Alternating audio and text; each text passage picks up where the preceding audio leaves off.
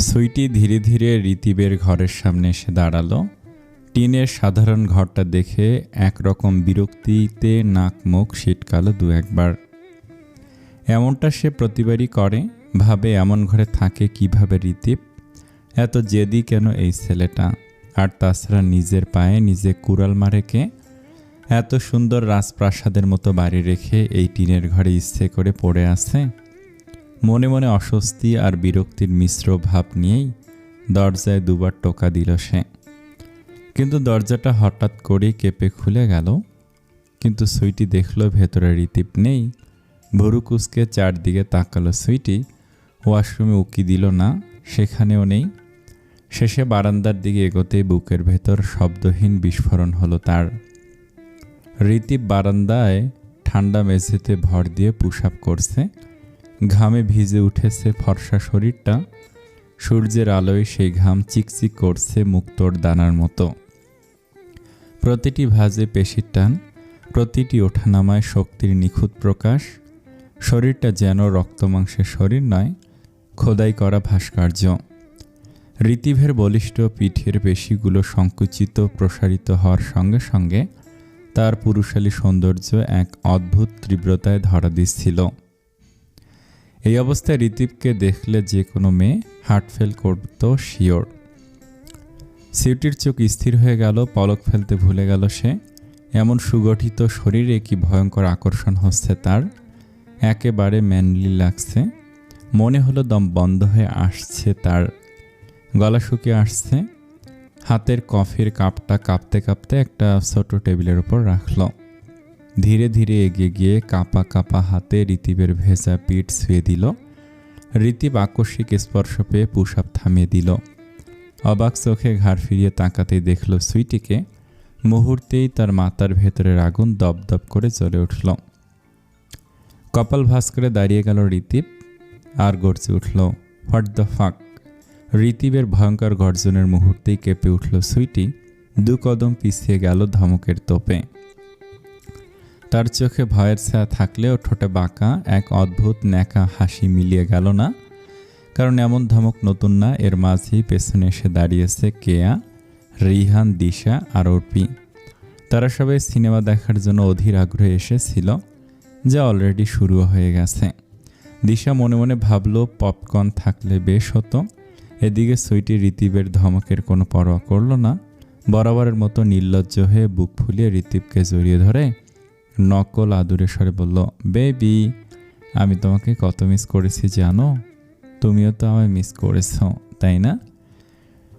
ঋতিবের মাথায় সুইটিকে দেখে ইতিমধ্যে আগুন জ্বলছিল। আর সুইটির এই বেহায়াপনা ছোঁয়ায় আগুন দপদপ করে ছড়িয়ে পড়ল পুরো শরীরে। এক ঝটকা মেরে তাকে ছাড়িয়ে দিল ঋতিব আর বজ্রকণ্ঠে গর্জে উঠল, গায়ে পড়ে কথা বলবি না, দূরে যা, ফাউল মেয়ে কোথাকার। এমন দৃশ্য দেখে কে এত অবাক হয়ে বলতে গেলে পুরো হা হয়ে দাঁড়িয়ে রইল।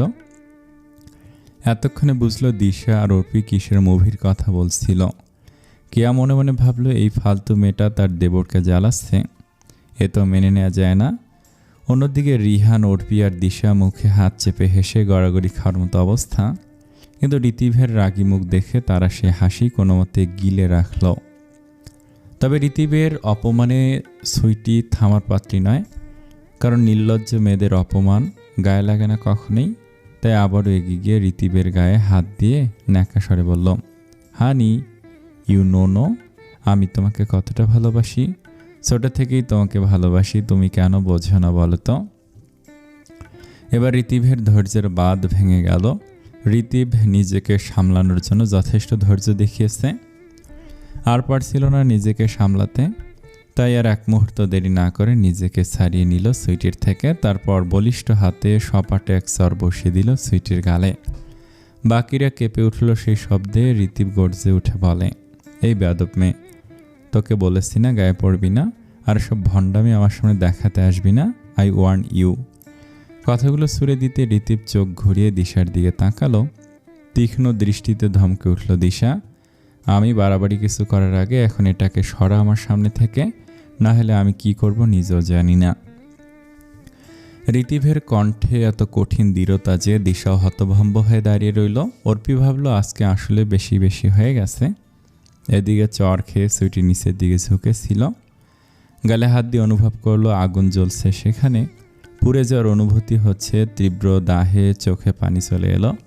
তবে সে জানে না কান্নার ব্যথার জন্য, অপমানের জন্য নয়। অপমান তার গায়ে লাগলে তো ঠোঁট কামড়ে চুপচাপ দাঁড়ালো কিছুক্ষণ, তারপর নিঃশব্দে সরে গেল ঋতিবের কাছ থেকে। তবে মনে মনে ভেবে নিল এই ঋতিবকে তার পেতেই হবে, আজ নয় কাল একদিন তাকে নিজের করবেই, আর এই স্তরেরও প্রতিশোধ নেবে সে। ভাবতে ভাবতে হনহন করে দরজা ঠেলে ঋতিবের ঘর ছেড়ে বেরিয়ে গেল সুইটি। সুইটি ঝড়ের মতো বেরিয়ে যাওয়ার পর ঘরের ভেতরে নেমে এলো নিস্তব্ধতা। কিন্তু সেই নিস্তব্ধতাকে ভেঙে দিল রিহানের কণ্ঠ, মানে আগুনে ঘি ঢালল সে। রিহান মুখে কুটিল হাসি নিয়ে তার ভাইকে জ্বালানোর প্ল্যান কষে ফেলল নিমেষেই। তাই সে হঠাৎই সুইটির নকল করতে শুরু করলো। বেবি, আমি তোমাকে কত মিস করেছি জানো? তুমিও তো আমায় মিস করেছো তাই না? মুহূর্তে সবাই রিহানের দিকে ঘুরে তাকালো। চোখে মুখে বিস্ময়ের ছাপ থাকলেও ঠোঁটে চাপা হাসি খেলে গেল। তারপর এক অদৃশ্য ইশারায় সবাই তার নাটকে সায় দিল, অংশ নিল। দিশা এবার ঋতিবকে নকল করে গলা ভারী করে বলল, গায়ে পড়ে কথা বলবি না, দূরে যা, ফাউল মেয়ে কোথাকার। অর্পি আরও বাড়তি মশলা দিল সেই নাটকে। সে সুইটির ন্যায় নাকা ভঙ্গি করে ঠোঁট বেঁকে উচ্চারণ করলো, হানি ইউ নো, আমি তোমাকে কতটা ভালোবাসি, ছোট থেকেই তোমাকে ভালোবাসি। তুমি কেন বোঝো না বলো তো? কে এতক্ষণ চুপচাপ দাঁড়িয়ে সব দেখছিল, কিন্তু শেষমেশ সেও যোগ দিল যাত্রাপালার দলে। ঋতিভের মতো চোখ লাল করে রাগী ভঙ্গি করে কণ্ঠ কাঁপিয়ে বলল, এই বেয়াদব মেয়ে, তোকে বলেছি না গায়ে পড়বি না, আর সব ভণ্ডামি আমার সামনে দেখাতে আসবি না, আই ওয়ান্ট ইউ। কেয়ার কথা শেষ হতেই শেষ হলো মঞ্চে সাজানো হাস্যরসের নাটক। ভাই বোনদের হাসিতে গুঞ্জন ভেসে এলো, আর পরের মুহূর্তে সবার ভেতরে জমে থাকা চাপা হাসি একসাথে বিস্ফোরণের মতো প্রকাশ পেল। কারণ এতক্ষণ তারা থামিয়ে রেখেছিল সে হাসি। ঘর কেঁপে উঠল সে হাসির শব্দে। ঋতিব কোনো প্রতিক্রিয়া না করে এক কোণে দাঁড়িয়ে মুখ গম্ভীর করে রেখেছিল। ঋতিব বরাবরের মতো নির্লিপ্ত ভঙ্গিতে একটা টি শার্ট জড়িয়ে নিল গায়ে। তবে সুইটির বিষয়টাতে রাগ হয়েছিল সত্যি। অন্যদিকে মাত্র ঋতিভের বাড়িতে আসলো রুহি। তার এসএসসি পরীক্ষা চলছে, সবেমাত্র 2টো পরীক্ষা হয়েছে। শনিবার গণিত, তাই আজও ঋতিব পড়াবে তাকে, মিস দেবে না পরীক্ষার সময়গুলোতে। কড়াকড়িভাবে বলে দিয়েছে ঋতিব, তাই বাড়িতে আসতে বলেছে রুহিকে। টেবিলে বসতে যাচ্ছিল, কিন্তু বারান্দায় হাসাহাসির আওয়াজ কানে আসে তার। কৌতূহলে দরজার কাছে এসে দাঁড়াতেই দেখল রিহান, কেয়া, দিশা আর অর্পিকে। ঋতিব ভেতরের দিকে ছিল, তাই দেখেনি তাকে। দিশার দিকে চোখে পড়তেই তার দিকে তাকে সরল স্বরে বলে উঠল, ওই বড় বড় ঠ্যাঙ্গলা মেয়েটা কে গো আপু? সবেমাত্র হাসি থেমেছিল সবার, কিন্তু রুহির সরল উক্তিতে আবারও ঘর ভরে উঠল খিলখিল হাসিতে। রিহান, কেয়া, অর্পি সবে হাসি থামাতে গিয়েও ব্যর্থ হলো। দিশা বলল, বাদ দাও তো ওর টপিক, জোকার একটা। তা তুমি বলো, শুক্রবারও তোমাকে পড়াশোনার নামক টর্চার করতে ডেকেছে নাকি ভাইয়া? রুহি লাজুক ভঙ্গিতে দিশার দিকে তাকিয়ে মিষ্টি হাসি ছড়িয়ে উত্তর দিল, না আপু, আমার এক্সাম চলছে তো, তাই মিস দিচ্ছেন না স্যার। রিহান মজা করে ভুরু নাচিয়ে বলল, আচ্ছা পিসি বেয়ান, তাহলে আপনারা পড়াশোনা করুন, আমরা চলে যাচ্ছি। রিহানের কথায় সবাই একে একে বিদায় নিল। যাওয়ার আগে অর্পি রুহির গাল টিপে দিয়ে গেল। রুহি হাসল বিনিময়ে, কারণ পর বিয়ের সময়গুলোতে অর্পির সাথে রুহির বেশ ভালো বন্ডিং হয়েছে। সবাই চলে যাওয়ার পর এতক্ষণে রুহির চোখ গিয়ে পড়ল ঋতিবের ওপর, কিন্তু তখনই টের পেল ঋতিব আগে থেকেই তাকে লক্ষ্য করে তাকিয়ে আছে। সেই দৃষ্টির মানে কি ছিল তা রুহির অবচেতন মন বুঝে উঠতে পারেনি, আর ভাবতেও পারল না রুহি। তবু রুহির বুকের ভেতর হঠাৎ ধক করে উঠল। অজান্তেই তার নিঃশ্বাস আটকে গেল এমন দৃষ্টিতে। ঠোঁটে কথা আসলো না, শুধু লাজুক লালিমায় ভরে উঠল তার চেহারা। এবার রুহি ধীরে ধীরে চেয়ার টেনে বসলো, ব্যাগ থেকে বই খাতা বের করে গুছিয়ে নিল। নীরবতার মাঝে ঋতিব তার পাশে এসে চেয়ার টেনে বসল। তবে শুরু থেকে একটি মুহূর্তের জন্য ঋতিবের চোখ রুহির ওপর থেকে সরে গেল না, সে স্থির হয়ে আছে। ঋতিব খেয়াল করলো রোজকারের মতো রুহির সাজ বলতে বিশেষ কিছু নেই আজও। তবে একটি মিকি মাউসের ছোট্ট হেয়ার ব্যান্ড সবসময় মাথায় পড়া থাকে রুহির। হয়তো মিকি মাউস ব্র্যান্ডটা খুব পছন্দের তার। রুহির এই সাধারণ সাজই তার ভেতরে শিশুসুলভ সরলতা ফুটে উঠেছে। ঋতিভের চোখে সেই সরলতাই হয়ে উঠল অনন্য সৌন্দর্য। এখন ভালো লাগে ঋতিভের কাছে রুহির এই বাচ্চা বাচ্চা সাজগুলো। এসব ভাবার মাঝে আনমনেই তার ঠোঁট ফসকে বেরিয়ে এলো একটা শব্দ, বেবি ডল। রুহি পুরোটা শুনতে পেল না, স্পষ্ট শোনার জন্য হালকা বিস্ময়ে মাথা ঘুরিয়ে তাকিয়ে রইল। তারপর জিজ্ঞাসা করল, চোখের দৃষ্টি ফেরাতে গিয়েও পারেনি ঋতিভ। পরক্ষণে নিজেকে স্বাভাবিক করে প্রসঙ্গ বদলে বলল, কেমন পরীক্ষা হচ্ছে? রুহি ঠোঁটে মৃদু হাসি টেনে জবাব দিল, আলহামদুলিল্লাহ ভালো হচ্ছে স্যার। এই তো শেষ হলো তাদের স্বাভাবিক কথোপকথন। এবার পড়াশোনা শুরু করলো পুরো দমে। কিছু অনুশীলনী করতে দিল ঋতিভ। রুহিও চটপট সলভ করে করে তার মেধার পরিচয় দিল। প্রশ্নগুলো হয়তো জটিল ছিল, কিন্তু রুহি বিন্দুমাত্র দ্বিধা না করে একের পর এক সমাধান করতে লাগলো। রুহির চোখের দৃষ্টি গভীর মনোযোগে স্থির, আর আঙুলের কলম অনবরত খাতায় দাগ কেটে চলেছে, আর প্রমাণ দিচ্ছে রুহির পরিশ্রমের। ড্রামা শেষ করে দিশার রুমে বসেছিল অর্পি। পায়চারি করতে করতে বারবার ফোন বের করে কারো নাম্বারে ডায়াল দিচ্ছিল, কিন্তু ওপাশ থেকে কোনো সাড়া মিলছিল না। বারবার ফোনের স্ক্রিন থেকে আসছিল একটি ভয়েস, বলছিল কাঙ্ক্ষিত ব্যক্তিটিকে এই মুহূর্তে ব্যস্ত আছে, কিছুক্ষণ পরে যোগাযোগ করুন। কিন্তু কিছুক্ষণ পর শব্দটা কি সময় অর্পির? ক্রমশ চিন্তা বাড়ছিল অর্পির। ব্যর্থ কলগুলোর সাথে তাল মিলিয়ে ধীরে ধীরে তার মুখে স্পষ্ট হয়ে উঠেছিল অস্থিরতা। বড্ড অস্থির লাগছিল তার। অন্যদিকে দিশা বিছানার কোণে হেলান দিয়ে বসে বসে আপেল খাচ্ছিল। কেটে খাওয়া আপেল তার পছন্দ নয়। সে বিশ্বাস করে পুরো আপেল দাঁত দিয়ে চিবিয়ে খাওয়াতেই নাকি সেই স্বাদ। ঘরে ঢোকার সময় টেবিল থেকে একটা তুলে এনেছিল সে, আর এখন ধীরে ধীরে কামড় বসাতে বসাতে চোখ রাখছিল অর্পির উৎকণ্ঠিত ভঙ্গির দিকে। বেশ কিছুক্ষণ লক্ষ্য করার পর ভুরু কুঁচকে হালকা বিরক্তি নিয়ে দিশা বলল, কিরে, কি হলো আবার? এভাবে পায়চারি করছিস কেন? অর্পি ফোনটা নামিয়ে রেখে হতাশ কণ্ঠে বলল, সীমান্তকে পাচ্ছি না রে, ফোন ধরছে না এখনো।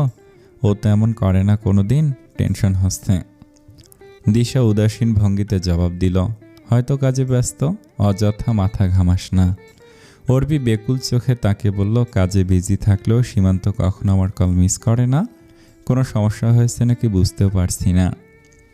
দিশা কাঁধ ঝাঁকিয়ে বলল, বলবো না আর কিছু তোকে, করতে থাক চিন্তা। অর্পি এবার বিরক্ত হয়ে বলে উঠল, তুই কি বুঝবি দিশার বাচ্চা? হার্টলেস একটা সম্পর্কে ফোন মেসেজ করা যে কতটা ইম্পর্টেন্ট তুই বুঝবি না। সব ঠিক ছিল, কিন্তু অর্পির মুখে মেসেজ শব্দটা শুনে দিশার মনে হঠাৎ এক অদ্ভুত কথা মনে হলো। আপেলের টুকরো চিবানো থেমে গেল, আঙুলের ফাঁকে ধরা ফলটাও ভারী হয়ে উঠল। দুদিন হয়ে গেছে সাহেবের সঙ্গে কোনো যোগাযোগ নেই। হঠাৎ কি একটা ভেবে সে ফোনটা খুলে ইনবক্স স্ক্রল করতে লাগলো, কিন্তু না, সাহেবের কোনো মেসেজ নেই, একটিও না। দিশার ভেতর হালকা রাগ জমে উঠল। ঠোঁটে চেপে মনে মনে বলল, এতটা দায়িত্বজ্ঞানহীন ছেলে কেউ কি করে হতে পারে? আমি তো বলেছিলাম মেসেজ করে জানাতে। অভিমান গাঢ় হতে থাকলো। মুহূর্তে ফোনটা শক্ত হাতে বিছানার উপর ছুঁড়ে দিল দিশা। স্ক্রিনটা উল্টে গিয়ে নীরবে নিভে রইল, ঠিক যেমনটা নিভে গিয়েছিল দিশার প্রত্যাশা। এদিকে ফোন দিতে দিতে অবশেষে সীমান্তের ফোন ধরল। আস্তে করে সে দিশার ঘরের দরজার কাছে চলে এসেছে। দিশা চমকায় সীমান্তকে দেখে, কারণ আচমকা এসেছে তাই একটু থমকে গেল। তবে সব বুঝে কিছু না বলে সীমান্তকে হালকা হাসি দিয়ে অভ্যর্থনা জানিয়ে দরজা চাপিয়ে দিয়ে বন্ধ করে চলে যায়। অর্পি পেছনে ঘোরেনি, তাই সে এই মুহূর্তটা দেখতে পায়নি। সীমান্ত অর্পির ঠিক পেছনে দাঁড়ায়। ব্যস্ত হতে ফোন রিসিভ করে বলল, কি হয়েছে বল? 139টা মিসড কল, কম হয়ে গেল না? অর্পির মুখে রাগের ছাপ, দাঁতে দাঁত চেপে বলল, মজা করছে আমার সাথে? আমার কতটা চিন্তা হচ্ছিল জানো তোমাকে সামনে পেলে না। সীমান্ত হেসে পেছন থেকে অর্পির কোমর জড়িয়ে ধরল, হাসকি স্বরে বলল, কি করতি সামনে পেলে? অর্পি কেঁপে উঠল, কিছুক্ষণের জন্য থমকে রইল, কান থেকে ফোন নামিয়ে অবিশ্বাস্য চোখে পেছনে ঘুরে সীমান্তকে দেখল। ভাঙা কণ্ঠে বলল, তুমি কখন এলে, কিভাবে? সীমান্ত হেসে অর্পির কপালে মৃদু চুম্বন দিয়ে বলল, সারপ্রাইজ, 2 দিন থাকবো এবার। অর্পি আর কিছু না বলে খুশিতে সীমান্তকে জড়িয়ে ধরল শক্ত করে। মাথা রাখলো প্রশস্ত বুকটায়, যার জন্য অপেক্ষা করছিল। সীমান্ত আগলে ধরে নিল নাজুক শরীরটাকে। কিছুক্ষণের নিস্তব্ধতার পর সীমান্ত অর্পিকে ছাড়িয়ে দূরে গিয়ে দাঁড়ালো। এরপর চোখের দিকে তাকে বলল, কতদিন পর দেখলাম তোকে? মাসখানেক হয়ে গেল। ওয়েট, আগে তোকে দেখতে দে ভালো করে। উফ, মনে হচ্ছে কতদিনের তৃষ্ণার্ত আমি। বিশ্বাস করবি না, চাতক পাখির মতো অপেক্ষায় ছিলাম। কিন্তু অর্পির সহ্য হলো না। এই সামান্য দূরত্ব তার হৃদয়ের ভেতরে অস্থিরতাকে বাড়িয়ে দিচ্ছে ক্রমশ।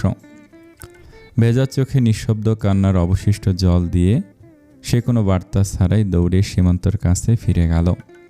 বুকের কাছে মুখ গুজে দিয়ে শ্বাস নিচ্ছিল প্রাণ ভরে।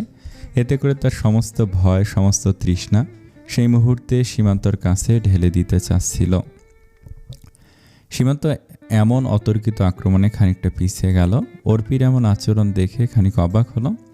তবে কিছু বলার আগে অর্পি কণ্ঠ নরম কম্পমান স্বরে ফিসফিস করে বলল, যত ইচ্ছে দেখো আমায়, আটকাবো না, তবে প্লিজ আমাকে জড়িয়ে ধরে রাখো কিছুক্ষণ, প্লিজ। সীমান্ত আর কিছু বলল না। এবার সত্যি সিরিয়াস ভঙ্গিতে শুধু তাকে জড়িয়ে ধরলো। সে বুঝতে পারছিল অর্পি তার বুকে ঢুকে পড়ার প্রচেষ্টা চালাচ্ছে। অর্পি নিরাপত্তা খুঁজছে, নিজের ভেতরের ভাঙা ভেতরটাকে মেলাতে চাচ্ছে। কিছুক্ষণ কেটে গেল এভাবেই। সীমান্ত অল্প হাসি দিয়ে অর্পির মাথায় হাত বুলালো। কণ্ঠে মৃদু সুর নিয়ে প্রতিশ্রুতির সাথে বলল, আমি তো তোরই, এখানে আছি। অর্পি আর কিছু বলল না, শুধু মাথাটা বুকে গুজে পড়ে রইল ওভাবেই। কিছুক্ষণের নিস্তব্ধতার পর মাথা উঠিয়ে বিড়বিড় করে বলল, কেন জানি না খুব ভয় হচ্ছে, মনে হচ্ছে হারিয়ে ফেলবো তোমাকে। সীমান্ত থমকালো। হতেও পারে হারাবে, কারণ অর্পির মতো নিষ্পাপ ফুল তার জন্য নয়। কিন্তু এই ভালোবাসা উপেক্ষা করা যাচ্ছিল না আর। স্বার্থপর হয়ে অর্পিকে স্বীকার করেছে সীমান্ত। তাই ধীরে তার গাল 2 হাতে ধরে কণ্ঠ নেতিয়ে বলল, বেশি ভাবিস আমাকে নিয়ে, তাই এত স্ট্রেস নিচ্ছিস? এর জন্য উল্টাপাল্টা ভাবনা আসছে। সব ঠিক আছে, সব ঠিক থাকবে, আমি আছি সব সময়। আর না থাকলে তুই আমারই। দুজনের নিঃশ্বাস ধীরে ধীরে মিলিয়ে গেল। ঘরের নিস্তব্ধতা, বাতাসের হালকা দোল, একে অপরের শরীরের তাপসহ সব কিছু তাদের ভেতরের আবেগকে আরও ঘন করে তুলল। অর্পি মাথাটা আবারও বুকের ওপর রেখে দেয়। সীমান্তের বুকে সুখ খুঁজে যাচ্ছিল। মনের সকল দুশ্চিন্তাকে সরিয়ে শান্তি খুঁজে নিচ্ছিল অর্পি।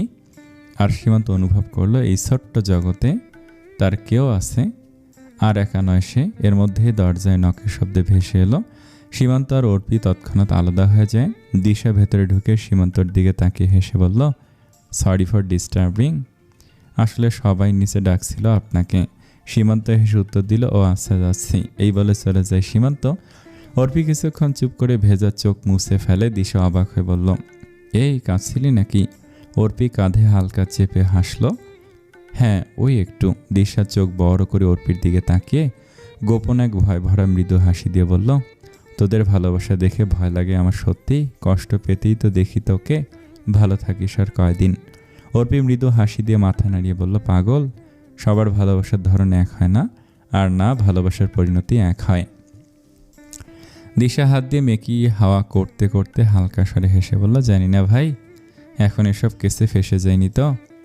অর্পি খোলা হাসি দিয়ে দিশাকে হাত ধরে টেনে নিয়ে যেতে যেতে বলল, হয়েছে তোর, চল নিচে যাই এবার। অর্পি আর দিশা নিচে নেমে এলেই চোখে পড়ে সীমান্তকে কেন্দ্র করে ছোটোখাটো একটা উৎসব বসেছে। সীমা একেবারে জামাই আদরের প্লেট ভরে খাওয়াচ্ছে, আর সীমান্ত কতদিন পরে একেবারে পরিতৃপ্তির হাসি মুখে নিয়ে খাচ্ছে বাড়ির রান্না। চারপাশে হাসি ঠাট্টার রোল। সবার সাথে তাল মিলিয়ে সেও মৃদু হেসে উঠল। হঠাৎ চোখের কোণে অর্পিকে দেখতে পেয়ে আবার সেই পরিচিত হাসি ছুড়ে দিল সীমান্ত। অন্যদিকে সুইটি চোখ কিন্তু সীমান্তকে ছেড়ে একটুও সরেনি। অবাক হয়ে তাকিয়ে আছে ছেলেটির দিকে কিছুক্ষণ। ভাবে সুন্দর বলিষ্ঠ গড়ন, আত্মবিশ্বাসী ভঙ্গি আর মুখশ্রীতে এক অদ্ভুত আকর্ষণ। মনে মনে স্বীকার না করে পারেই না, এই ছেলেটাও সৌন্দর্যের দিক থেকে কম নয়, কিন্তু পরক্ষণেই ঠোঁটে টানল ব্যঙ্গ হাসি। কারণ সুইটি জানে যতই সীমান্ত ভালো চাকরি করুক, অর্থ আর আভিজাত্য ঋতিবদের সমকক্ষ নয়। তাই সীমান্তের নাম তার মনে আসলেও আবার কেটে দিল। ক্যান্সেল। কি দুঃসাহসিক হিসাব করছে। অর্পি সোফার পেছনে হাত রেখে নীরবে দাঁড়িয়েছিল। হঠাৎ তার দৃষ্টি গিয়ে পড়ে সুইটির ওপরে। দেখে সুইটি সীমান্তের দিকে তাকে মিটিমিটি হাসছে। মুহূর্তে বুকের ভেতর আগুনের স্ফুলিঙ্গ ছড়িয়ে পড়ল। সোফায় ধরা হাতের জায়গাটায় শক্ত হয়ে এলো চেপে ধরা ক্রোধে। দিশা অর্পির ঠিক পাশেই ছিল, তাই অর্পির চোখের দহন চাহনি দেখেই সবটা বুঝে গেল। চাপা হাসি নিয়ে বলল, কুল বেবি, হাইপার হোস না। অর্পির ঠোঁট কাঁপল রাগে, চোখ গাঢ় হয়ে উঠল, গলায় ঝরে পড়ল কর্কর সুর। দেখ, ও যা ইচ্ছে করুক এই বাড়িতে, দেহি দেহি করে নাচুক, আমার কিছু যায় আসে না, কিন্তু সীমান্তর দিকে নজর দিলে মনে রাখিস আমার থেকে খারাপ কেউ হবে না। দিশা হালকা হেসে নরম গলায় বলল, বুঝেছি। আরে চিন্তা করিস না, সীমান্ত ভাই যথেষ্ট স্ট্রিক্ট মানুষ, কিছু করতে গেলে দেখবি আবার থাবড়া খেয়ে আসেছে। অর্পি উত্তর দিল না, শুধু মুখ ঘুরিয়ে নিল অন্যদিকে, কারণ সে চোখে জমে থাকা রাগ আর অগ্নি থামিয়ে রাখতে চায়। না হলে দেখা যাবে অর্পি এসব সহ্য করতে না পেরে সবার সামনেই সুইটির চুলের মুঠি ধরে ধুমধাম মারতে মারতে বের করে দিয়েছে। ব্যাপারটা ইমাজিনও করে নিল। সীমান্তর বিষয়ে সে অনেক পজিটিভ, তাই অন্যদিকে তাকে নিজেকে শান্ত করার প্রয়াস চালালো। তবু বুকের গভীরে রাগের আগুন নিভল না।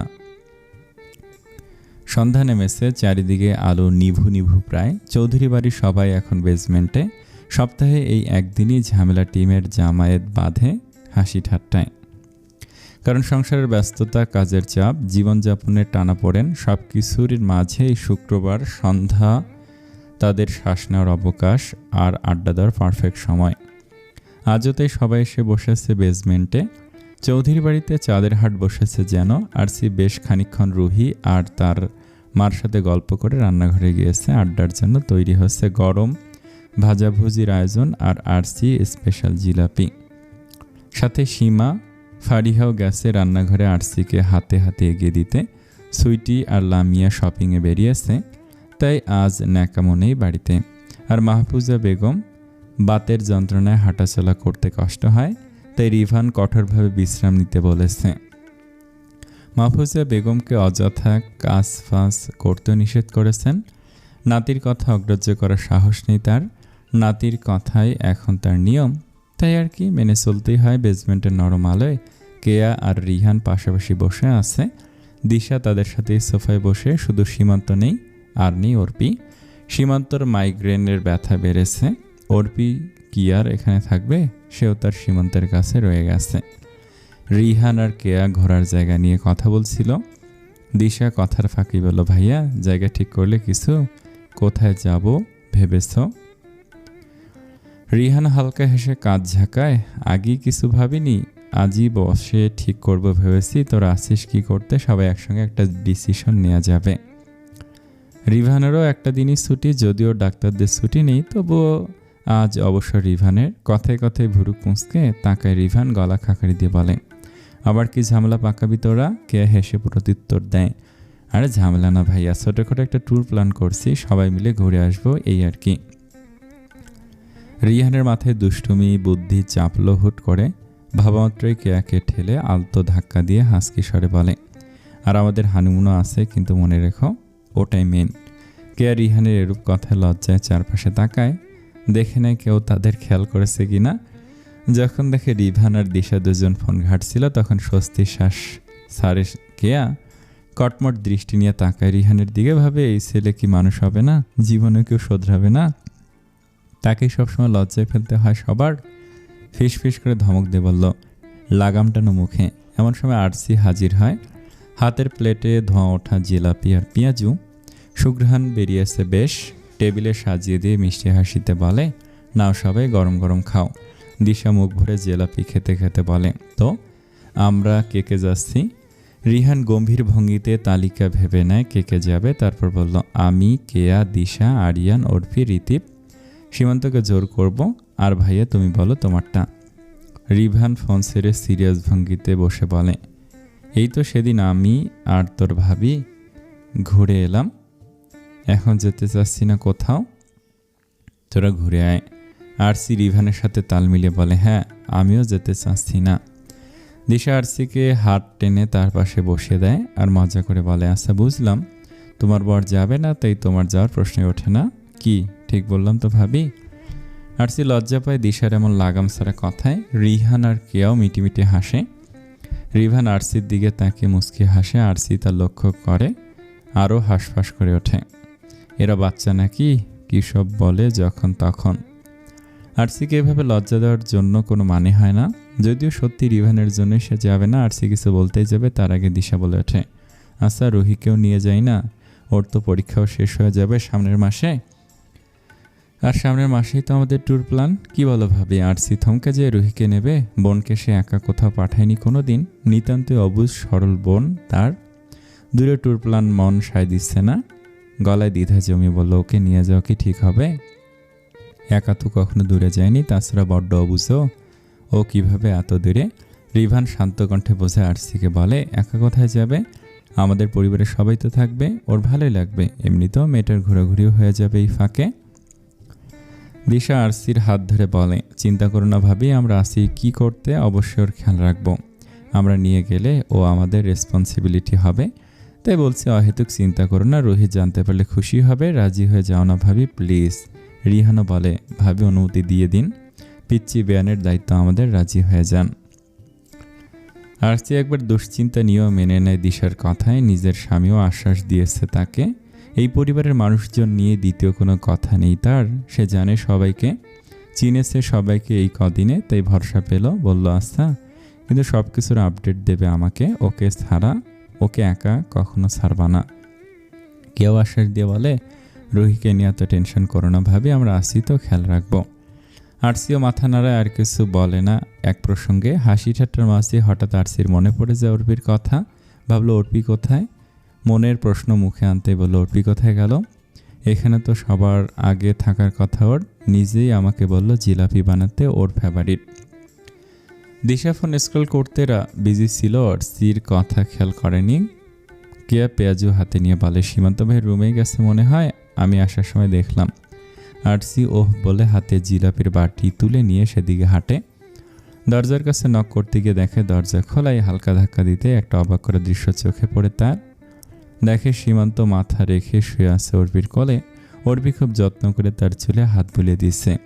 কী দৃশ্য এটা ভাবতে পারল না সে। মুহূর্তে আরসির মাথায় বাজ পড়ার মতো শব্দ হয়, চোখ বড় বড় হয়ে যায়। সীমান্ত আর অর্পিকে সে বরাবরই ভাই বোনের মতো ভেবে এসেছে, কিন্তু আজকের দৃশ্য যেন সেই বিশ্বাসকে ধুলোয় মিশিয়ে দিল। অর্পির কোমল স্পর্শে যে আবেশ রয়েছে, তাতে আবেশিত হচ্ছে সীমান্ত, আর তার মুখে তা স্পষ্ট। সীমান্তর নিশ্চিন্ত ভরসায় শুয়ে থাকা অর্পির যত্নময় স্পর্শ, এসব কি নিছক ভাই বোনের সম্পর্কের মতো না তো? আরসি জানে পার্থক্যটা।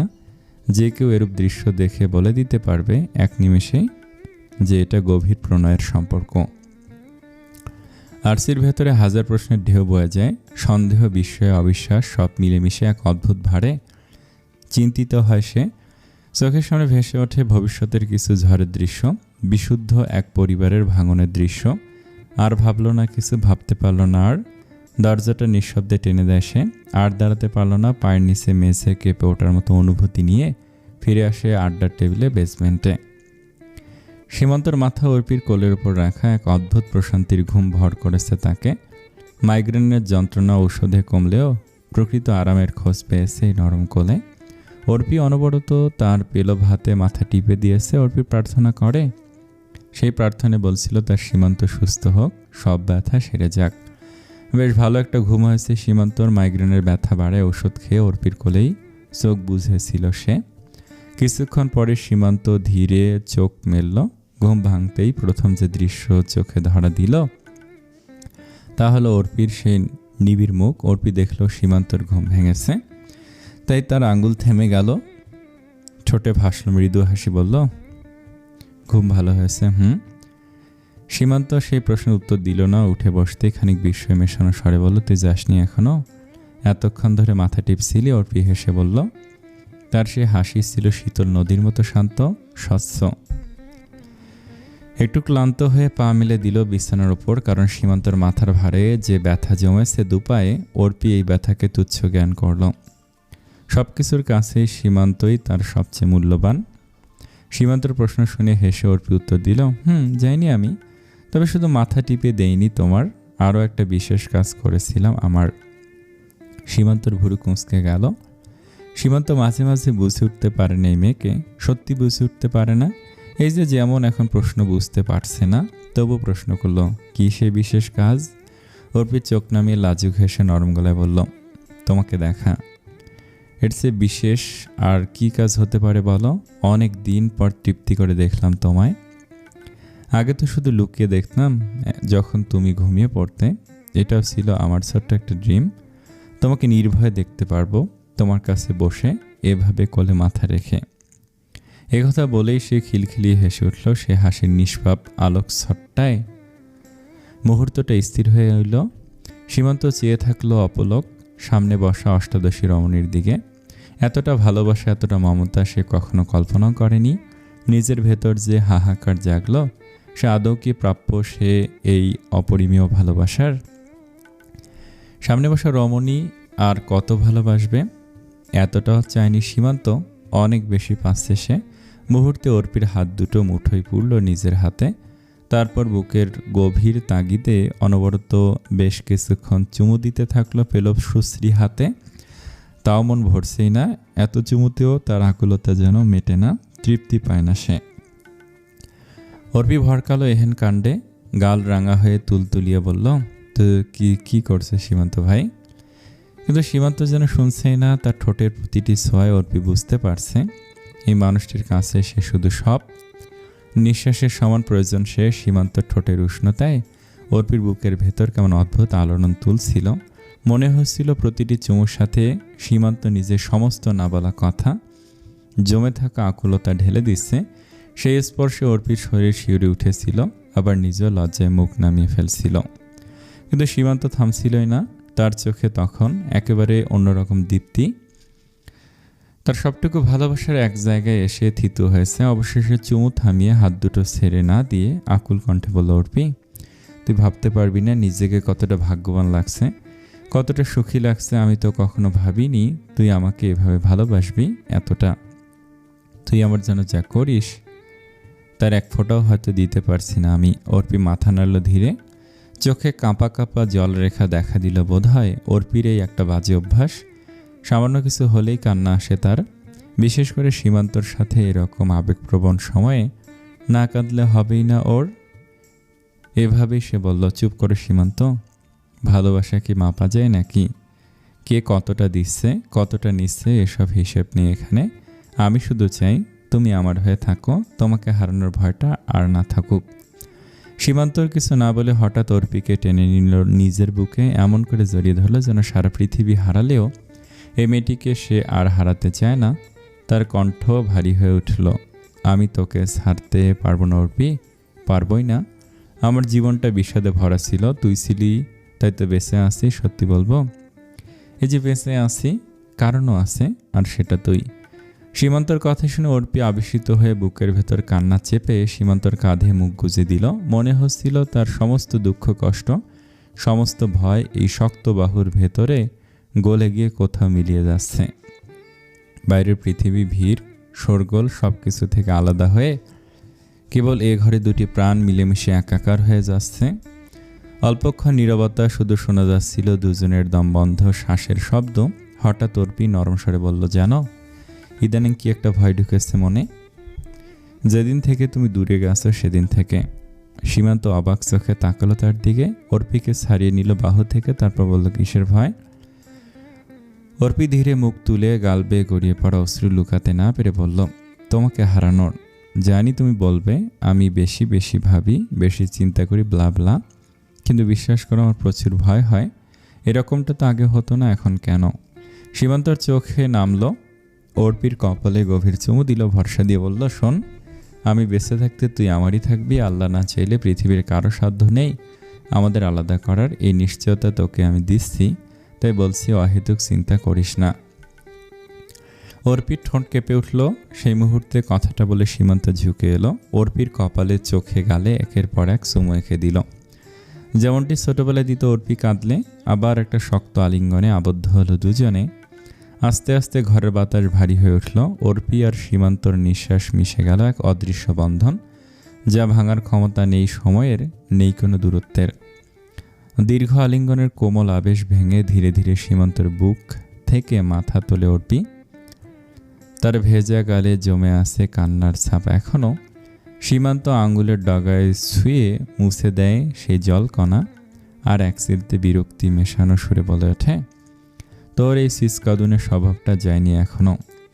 কথাটা শুনে অর্পি কেমন যেন গুটিয়ে যায়। কাঁধে নামিয়ে ফেলা মিয়ে যাওয়া কণ্ঠে জবাব দেয়, আমি কি করব, এসে যায় তো। সীমান্ত হঠাৎ হেসে ফেলে। না, এটা সাধারণ হাসি নয়, প্রাণখোলা, দীপ্ত। অর্পির শিশু সুলভ সরলতায় মুগ্ধ হয়ে ওঠা এক হাসি। সে হাসে বোকা অর্পির সরলতায়। অর্পির বোকা বোকা কথায় মজা করে বলে, আচ্ছা তাহলে একটু তোকে হাসাই, কাতুকুতু দিই, আয়। চমকে উঠে যে অর্পি চুলে খোপা করে একেবারে তড়িঘড়ি বলে ওঠে, না বাবা, তাহলে হাসতে হাসতে পাগল হয়ে যাব আমি। সীমান্তর মুখে তখনও হাসির রেখা, চোখে খেলা করে একরাশ স্নিগ্ধতা বলল, আচ্ছা এখন নিচে যাত, অনেকক্ষণ আসছিস এখানে, খুঁজবে আবার সবাই। অর্পি নীরব মাথা নাড়িয়ে সরে যায় ধীরে ধীরে। যাওয়ার সময় দরজা চাপিয়ে চলে যায়। তার গায়ে এখনও পুরুষালী পারফিউমের ঘ্রাণ লেগে। অর্পি বেসমেন্টে টুকি দিয়ে দেখে কেউ নেই, তাই দিশা রুমের দিকে যায়। রুমে ঢুকে দেখে আয়নার সামনে দাঁড়িয়ে ব্যস্তভাবে রেডি হচ্ছে দিশা। ঠোঁটের কোণে ভাঁজে টেনে অর্পি হেসে বলল, কোথাও যাবি নাকি? দিশা মুখ ঘুরিয়ে তাকালো, চোখে মুখে বিরক্তির ছাপ। মনে মনে বলে, এখন সময় হলো অর্পির বাচ্চার। রাগী স্বরে বলে, তো ম্যাডাম, আপনার দেখা অবশেষে মিলল? তা প্রেম কাহিনী শেষ হলো নাকি? কয়টা বাজে দেখে এসেছেন? সন্ধ্যা পেরিয়ে রাত হয়ে গেছে, আরও কিছুক্ষণ থাকতেন আপনার পেয়ার লালের কাছে। অর্পি ভেবাচাকা খেয়ে মাথা চুলকালো। সত্যি তো অনেক সময় কেমন করে পেরিয়ে গেছে সে টেরই পায়নি। দিশা রেগে আছে বুঝলো। রাগ গুছে পেছন থেকে আলতো করে জড়িয়ে ধরে বলল, সরি, খেয়ালই ছিল না রে। ও, কাল তো চলে যাবে, তাই কিছুটা সময় কাটাচ্ছিলাম। তুই তো আসিসই আমার সাথে প্রতিদিন, আচ্ছা আমাকেও নিয়ে চল আজ যেখানে যাচ্ছিস। দিশা কপাল কুঁচকে জানালো, স্কুটি নিয়ে যাচ্ছি, মেজো ভাইয়ার বাইক নেই আজ, ভাবি আর ভাইয়া বেরিয়েছে রাইডিংয়ে। অর্পি হঠাৎই উচ্ছ্বসিত হয়ে উঠল, চোখে দুষ্টু ঝিলিক খেলে গেল। বলল, তাহলে একেবারে পারফেক্ট, এমনিতেও বাইক চালাতে পারি না আমি, তাই আজ আমি চালাবো স্কুটি। তোর সাথে আমার রাইডিং হবে, স্কুটি রাইডিং, তুই কিন্তু পেছনে বসবি। দিশা বিস্মিত চোখে তাকে জিজ্ঞেস করলো, তুই চালাবি? অর্পি দারুণ ভঙ্গিতে মাথা নেড়ে বলল, ইয়েস ম্যাডাম, একদম কনফিডেন্ট আমি, চল এবার। কথা শেষ না হতেই দিশার হাত ধরে টানতে টানতে বেরিয়ে এলো বাইরে। স্কুটিটা বাড়ির সামনেই রাখা ছিল। দিশা এখনো সন্দেহে ভরা গলায় বলল, এই তুই ঠিক করে পারবি তো চালাতে? অর্পি ইতিমধ্যে সামনের সিটে উঠে বসেছে। হেলমেট পরে ইঞ্জিন অন করার আগে কানের পাশে চুল সরিয়ে আত্মবিশ্বাসী ভঙ্গিতে বলল, আরে হ্যাঁ, আমার বান্ধবীর স্কুটি দিয়েই প্র্যাকটিস করেছে অনেকবার, কোনো দুশ্চিন্তা নেই, নে উঠে বস, বেশি কথা না বলে। দিশা আর কিছু বলল না, অল্প একটু দ্বিধা নিয়ে পেছনে বসে পড়ল। অর্পি ইঞ্জিন স্টার্ট দিল। আলো ঝলমলে রাতের ভেতর দিয়ে দুজনের হাসির শব্দ মিলিয়ে গেল বাতাসে। দুই বোনের এক অদ্ভুত নির্ভরতায় ভর করে শহরটাও নতুন করে জেগে উঠল। সব ঠিকঠাকই ছিল, কিন্তু বিপত্তি ঘটল অর্পির বাড়াবাড়ির কারণে। অর্পি আর দিশা স্কুটি নিয়ে উঠে পড়েছিল হাই রোডে। শুরু থেকে দিশা আপত্তি করছিল, কারণ এই মেয়ের ওপর ভরসা নেই দিশার। তবু অর্পির হাসি আর আত্মবিশ্বাস ভর করে নিয়েছিল নিজের মাঝে। প্রথমে স্কুটির গতি ছিল মৃদু, কিন্তু আস্তে আস্তে গতি বাড়তে থাকে। কিছুকাল যেতে না যেতেই অর্পির ভেতরের দুঃসাহস মাথা চাড়া দিল। স্কুটি ছুটতে লাগলো বেপরোয়া ভঙ্গিতে। দিশা বারবার কানে কানে সতর্ক করছিল, আস্তে চালা ভাই, কি করছিস? কিন্তু তার কথাগুলো বাতাসেই মিলিয়ে যাচ্ছিল। অর্পির গায়ে লেগেছিল উচ্ছ্বাসের ঝড়। সে নিজেকে পাখির মতো উড়াচ্ছিল মুক্ত বাতাসে। হঠাৎ পেছন থেকে পুলিশের গাড়ির সাইরেন ভেসে এলো। কড়া গলার নির্দেশ, গাড়ি থামান ম্যাডাম। অর্পি প্রথমে শোনেনি, তাই সামনে তাকে ছুটছিল, কিন্তু যখন ঠিক পাশে এসে পড়ল পুলিশের গাড়ি, অর্পির বুকের ভিতর কেঁপে উঠল বজ্রের মতো। হাত পা অবশ হয়ে গেল, চোখ সরে গেল সামনে থেকে। যখন সামনে তাকালো সেই মুহূর্তে একটা ছোট ট্রাক ধেয়ে আসছিল। সামনাসামনি ঘাবড়ে গিয়ে অর্পি আচমকা বাঁ দিকে ঘুরালো স্কুটি। মুহূর্তে ধপার শব্দে সোজা গিয়ে আছড়ে পড়লো রাস্তার ধারে এক গাছের দিকে। ছিটকে পড়লো অর্পি আর দিশা, ধুলেই গড়িয়ে পড়ে আর ব্যথায় ছটফট করতে লাগলো তারা। পেছনে এসে থামলো পুলিশের গাড়ি। দরজা খুলে বেরোলো কয়েকজন কনস্টেবল, আর সঙ্গে ছিলেন এসপি। চোখের সামনে এমন হঠাৎ দুর্ঘটনা দেখে তার ঠোঁট থেকে চাপা গালি বেরিয়ে এলো। স্বরে ছিল না গর্জন, কিন্তু পাশে দাঁড়ানো কনস্টেবলরা শুনে মাথা নিচু করে ফেলল। এছাড়া এর থেকেও ভয়ঙ্কর গালির অভিজ্ঞতা হয়েছে তাদের, কারণ তারা বুঝে গেছে এই কদিনেই তাদের এসপি একজন জাদরেল। হ্যাঁ, অগোচরে এই নামই পরিচিত পেয়েছে সে। এসপি ইরশাদ শাহরিয়ার থানায় সদ্য যোগদান করেছেন। বাহ্যিক দিক থেকে ফর্সা, লম্বা, বলিষ্ঠ গঠনের শরীর, এক কথায় সুদর্শন। কিন্তু সবচেয়ে অদ্ভুত একটা জিনিস হলো তার চোখ সমুদ্রের মতো জলজলে নীল, যা বাংলাদেশে বিরল। মনির রংটা এমন যা এক নজরে মানুষকে মুগ্ধ করার সাথে সাথে ভয়ও অবাক করে। মেধাবী হওয়ায় কম বয়সে তিনি যথেষ্ট উচ্চ পর্যায়ে পৌঁছেছেন। এই 2 মাসের মধ্যে থানায় এমন প্রভাব ফেলে দিয়েছে যে সহকর্মীরা তার সামনে যেন ভয়ে কাঁপে। তার নীল চোখে তাকালে গা হিম হয়ে যায়। শব্দ ছাড়াই ক্ষমতার এক অদ্ভুত অদৃশ্য ঝড় ছড়িয়ে দেয় চারপাশে। এসপি ধীর পায়ে এগিয়ে গেলেন সামনের দিকে, পরখ করে নিলেন নিজের জহুর চোখে। দেখে বিশেষ ক্ষতি হয়নি। লেডি কনস্টেবলদের ইশারা করে বললেন ওনাদের ধরে ওঠান। তাদের এসপির আদেশ পাওয়া মাত্রই তাড়াহুড়ো করে হাত বাড়িয়ে দিশা আর অর্পিকে রাস্তায় ধুলে থেকে তুলল 2জন লেডি কনস্টেবল। দিশার হাতের চামড়া ছিলে গেছে, অর্পির পা কেটে রক্ত ঝরছে, তবে হেলমেট থাকার কারণে বড় কোনো বিপদ হয়নি। দিশা ধৈর্যহারা ভঙ্গিতে হেলমেটটা খুলে ফেলল, তারপর অর্পিকে দেখলো ঠিক আছে কিনা। এসপি একবার তাকালেন দিশার দিকে, তারপর সরিয়ে নিলেন চোখ। কিন্তু অর্পি তখনই হেলমেট মাথায় দিয়ে দাঁতে দাঁত চেপে ব্যথা সহ্য করছে। এসপির গলায় ভেসে এলো কড়া সুর, আপনাকে কি হেলমেট খোলার জন্য আলাদা করে দরখাস্ত লিখতে হবে মিস? কথাটা এমন কষে আঘাত করলো অর্পিকে, তার ব্যথার ভেতরে এক ঝটকা বিদ্যুৎ বয়ে গেল লোকটার পুরুষালী গম্ভীর কণ্ঠে। চোখ বড় বড় করে সামনে তাকালো দাঁড়িয়ে থাকা লোকটার দিকে। কি অদ্ভুত দৃঢ় ভঙ্গি, ভালোভাবে বললেও তো হয়। কি জাদরেল এসপি, না চাইলেও জাদরেল নাম দিয়ে দিল অর্পি। মুখ বাঁকিয়ে ধীরে হেলমেটটা খুলল অর্পি, আর সেই মুহূর্তে দৃশ্য বদলে গেল চারপাশে। ঝরঝরে কালো চুল এক ঢেউয়ে নেমে এলো তার কাঁধ পেরিয়ে কোমর অবধি। এসপি সে দৃশ্য থেকে আর চোখ সরাতে পারল না। দিশার প্রতি দৃষ্টি ফিরিয়ে নেওয়া সহজ ছিল, কিন্তু অর্পির দিকে একবার তাকানোর পর আর সরে আসা সম্ভব হলো না। ঘাড় সামান্য কাঁধ করে ঠোঁটের কোণে এক রহস্যময় বাঁকা হাসি দিলেন। জল জলে সমুদ্র নীল চোখে আবদ্ধ হলো অর্পির অজান্তেই। জাদরেল এসপি ইশরাদের মুখ থেকে অস্ফুটে বেরিয়ে এলো একটা অনাকাঙ্ক্ষিত শব্দ। অর্পি এরশাদের শেষ কথাটা শুনতে পায়নি। মাথা নিচু করে নিজের পায়ের দিকে তাকিয়েছিল সে। এরশাদ খানিকক্ষণ স্থির দৃষ্টিতে তাকিয়ে থেকে হালকা মাথা ঝাঁকিয়ে নিজেকে সামলে নিল। তারপর ঠান্ডা নিরাসক্ত স্বরে বলল, আপনাদের 2জনকে আমাদের সঙ্গে থানায় যেতে হবে। এই শুনে দিশার বুকের ভেতর কেঁপে উঠল খানিক। যে আশঙ্কাটা তার মনের মধ্যে এতক্ষণ ধরে গোপনে ঘুরপাক খাচ্ছিল, সেটাই বাস্তবে ঘটল। থানা পুলিশের ঝামেলা সে চায়নি, তবু পরিস্থিতি সামাল দিতে সে প্রায় শ্বাসরুদ্ধ কণ্ঠে বলল, আচ্ছা স্যার, আমরা কি আমাদের গার্ডিয়ানকে কল করতে পারি যদি আপনি? কথাটা শেষ করার আগেই ইরশাদের ঠোঁটে তার ছেলের আভাস ফুটল। মুস্কি হেসে সে বলল, ম্যাডাম, যা বলার বা যা করার সবই থানায় গিয়ে করবেন, তাছাড়া আমি আসি তো। দিশা চুপ হয়ে গেল। সে বুঝে গেল এই এসপির সামনে আর কিছু বলার মানেই নেই, শুধু শুধু পরিস্থিতিকে জটিল করা হবে। তাই ভালোই ভালো মেনে নেওয়া উচিত। দিশা মাথা নিচু করে শান্ত স্বরে বলল, আচ্ছা চলুন। অর্পির ভেতরটা ভয় আর আতঙ্কে শুকে যাচ্ছিল অনেকক্ষণ ধরেই। অর্পি থানার কথা শুনে ভয় পেয়ে শুকনো ঢোক গিলল, মনে মনে আল্লাহকে ডাকলো খুব করে এ যাত্রায় বাঁচিয়ে দিতে। সেই ভয় নিজের আঘাতের কথাটাও যেন ভুলে গিয়েছিল। সামনের দিকে পা বাড়াতেই হঠাৎ ধাপাস করে মাটিতে পড়ে গেল সে। মুহূর্তের মধ্যে পরিবেশ জমে উঠল অস্বস্তিতে। ইরশাদ সহ বাকিরাও চমকালো। দিশা চমকে তাকে দেখলো অর্পি যন্ত্রণায় চোখ খিসে পা চেপে ধরে বসে আছে। তার চোখের কোণে জল জমে ইতিমধ্যেই, কারণ ব্যথা পেয়েছে বেশ। অর্পি সেভাবে পা চেপে ধরে চোখ খিসে বসে রইল। দিশা ছুটে গেল তার কাছে। ইরশাদের এভাবে অর্পিকে দেখে কেন জানি নরম হলো। সে ধীরে জিজ্ঞেস করলো, খুব বেশি লেগেছে? অর্পির বুকের ভেতর জমে থাকা রাগ আর ভয় একসাথে উথলে উঠল। কেন এত ঠান্ডা স্বরে কথা বলছে এএসপি? নির্দয়ভাবে থানার কথা তখন কে বলেছিল, আর এখন আবার হঠাৎ নরম সুর? দাঁতে দাঁত চেপে সে রাগ মাখা স্বরে বলল, সমস্যা নেই, যেতে পারবো। এরশাদ এক পেশে ঠোঁট বাঁকিয়ে হাসল।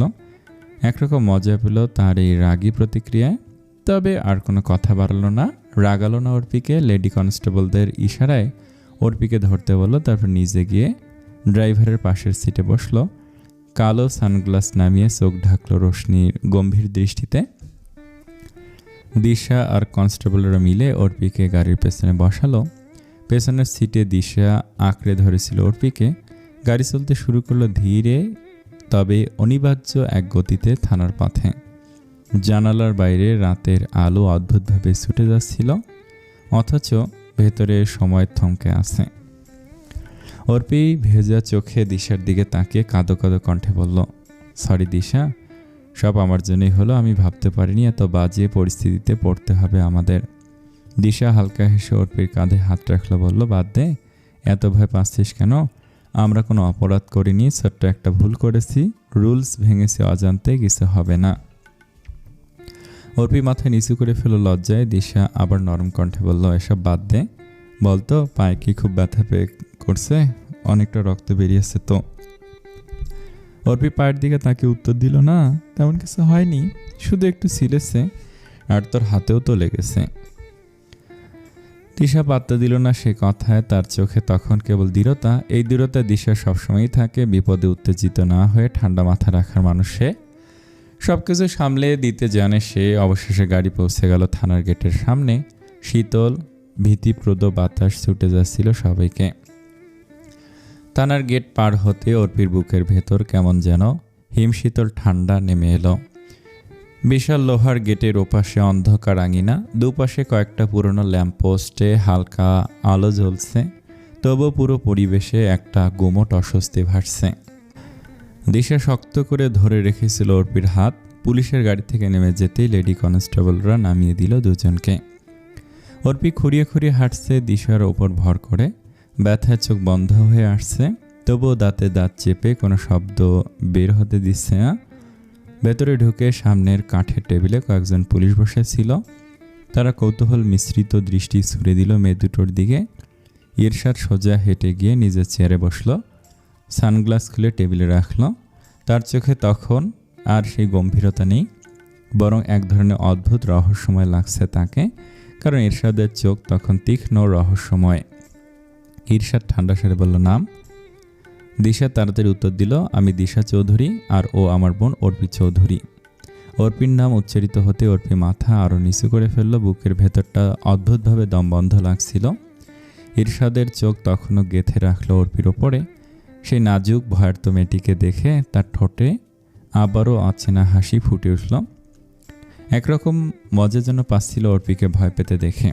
ইরশাদ হঠাৎ চেয়ার থেকে সামান্য সামনে ঝুঁকে এলো অর্পির দিকটায়। অর্পি পেছনে সরে আসলো। এরশাদের কণ্ঠস্বর আগের মতোই ঠান্ডা, তবে তাতে লুকোনো বিদ্রূপ, এবং তা আরও স্পষ্ট হলো। বলল, অর্পি, নামটা সুন্দর তো, কিন্তু জানেন নাম সুন্দর হলেও কাজটা অসুন্দর করে ফেলেছেন আপনারা। দিশা তড়িঘড়ি করে বলল, দেখুন অফিসার, আমরা কোনো অপরাধ করিনি, শুধু একটা ভুল হয়েছে, দয়া করে বিষয়টাকে বড় করে দেখবেন না।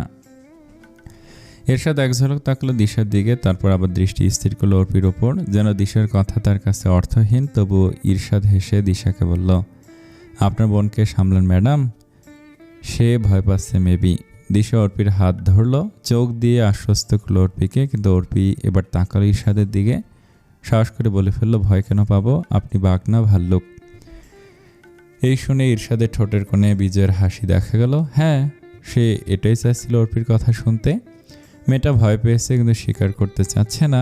এরশাদের চোখ দুটোতে দুষ্টু ঝিলিক খেললো অদ্ভুত এক আগ্রহের। কথা চালিয়ে যেতে বলল, বাহ, এতক্ষণে মুখ খুলল, ভয় না পেয়ে কথার তীর মেরেই বসলেন বুঝি। অর্পি বুক ধরপড় করতে থাকলেও চোখ নামালো না। কথাটা গায়ে লাগলো তার।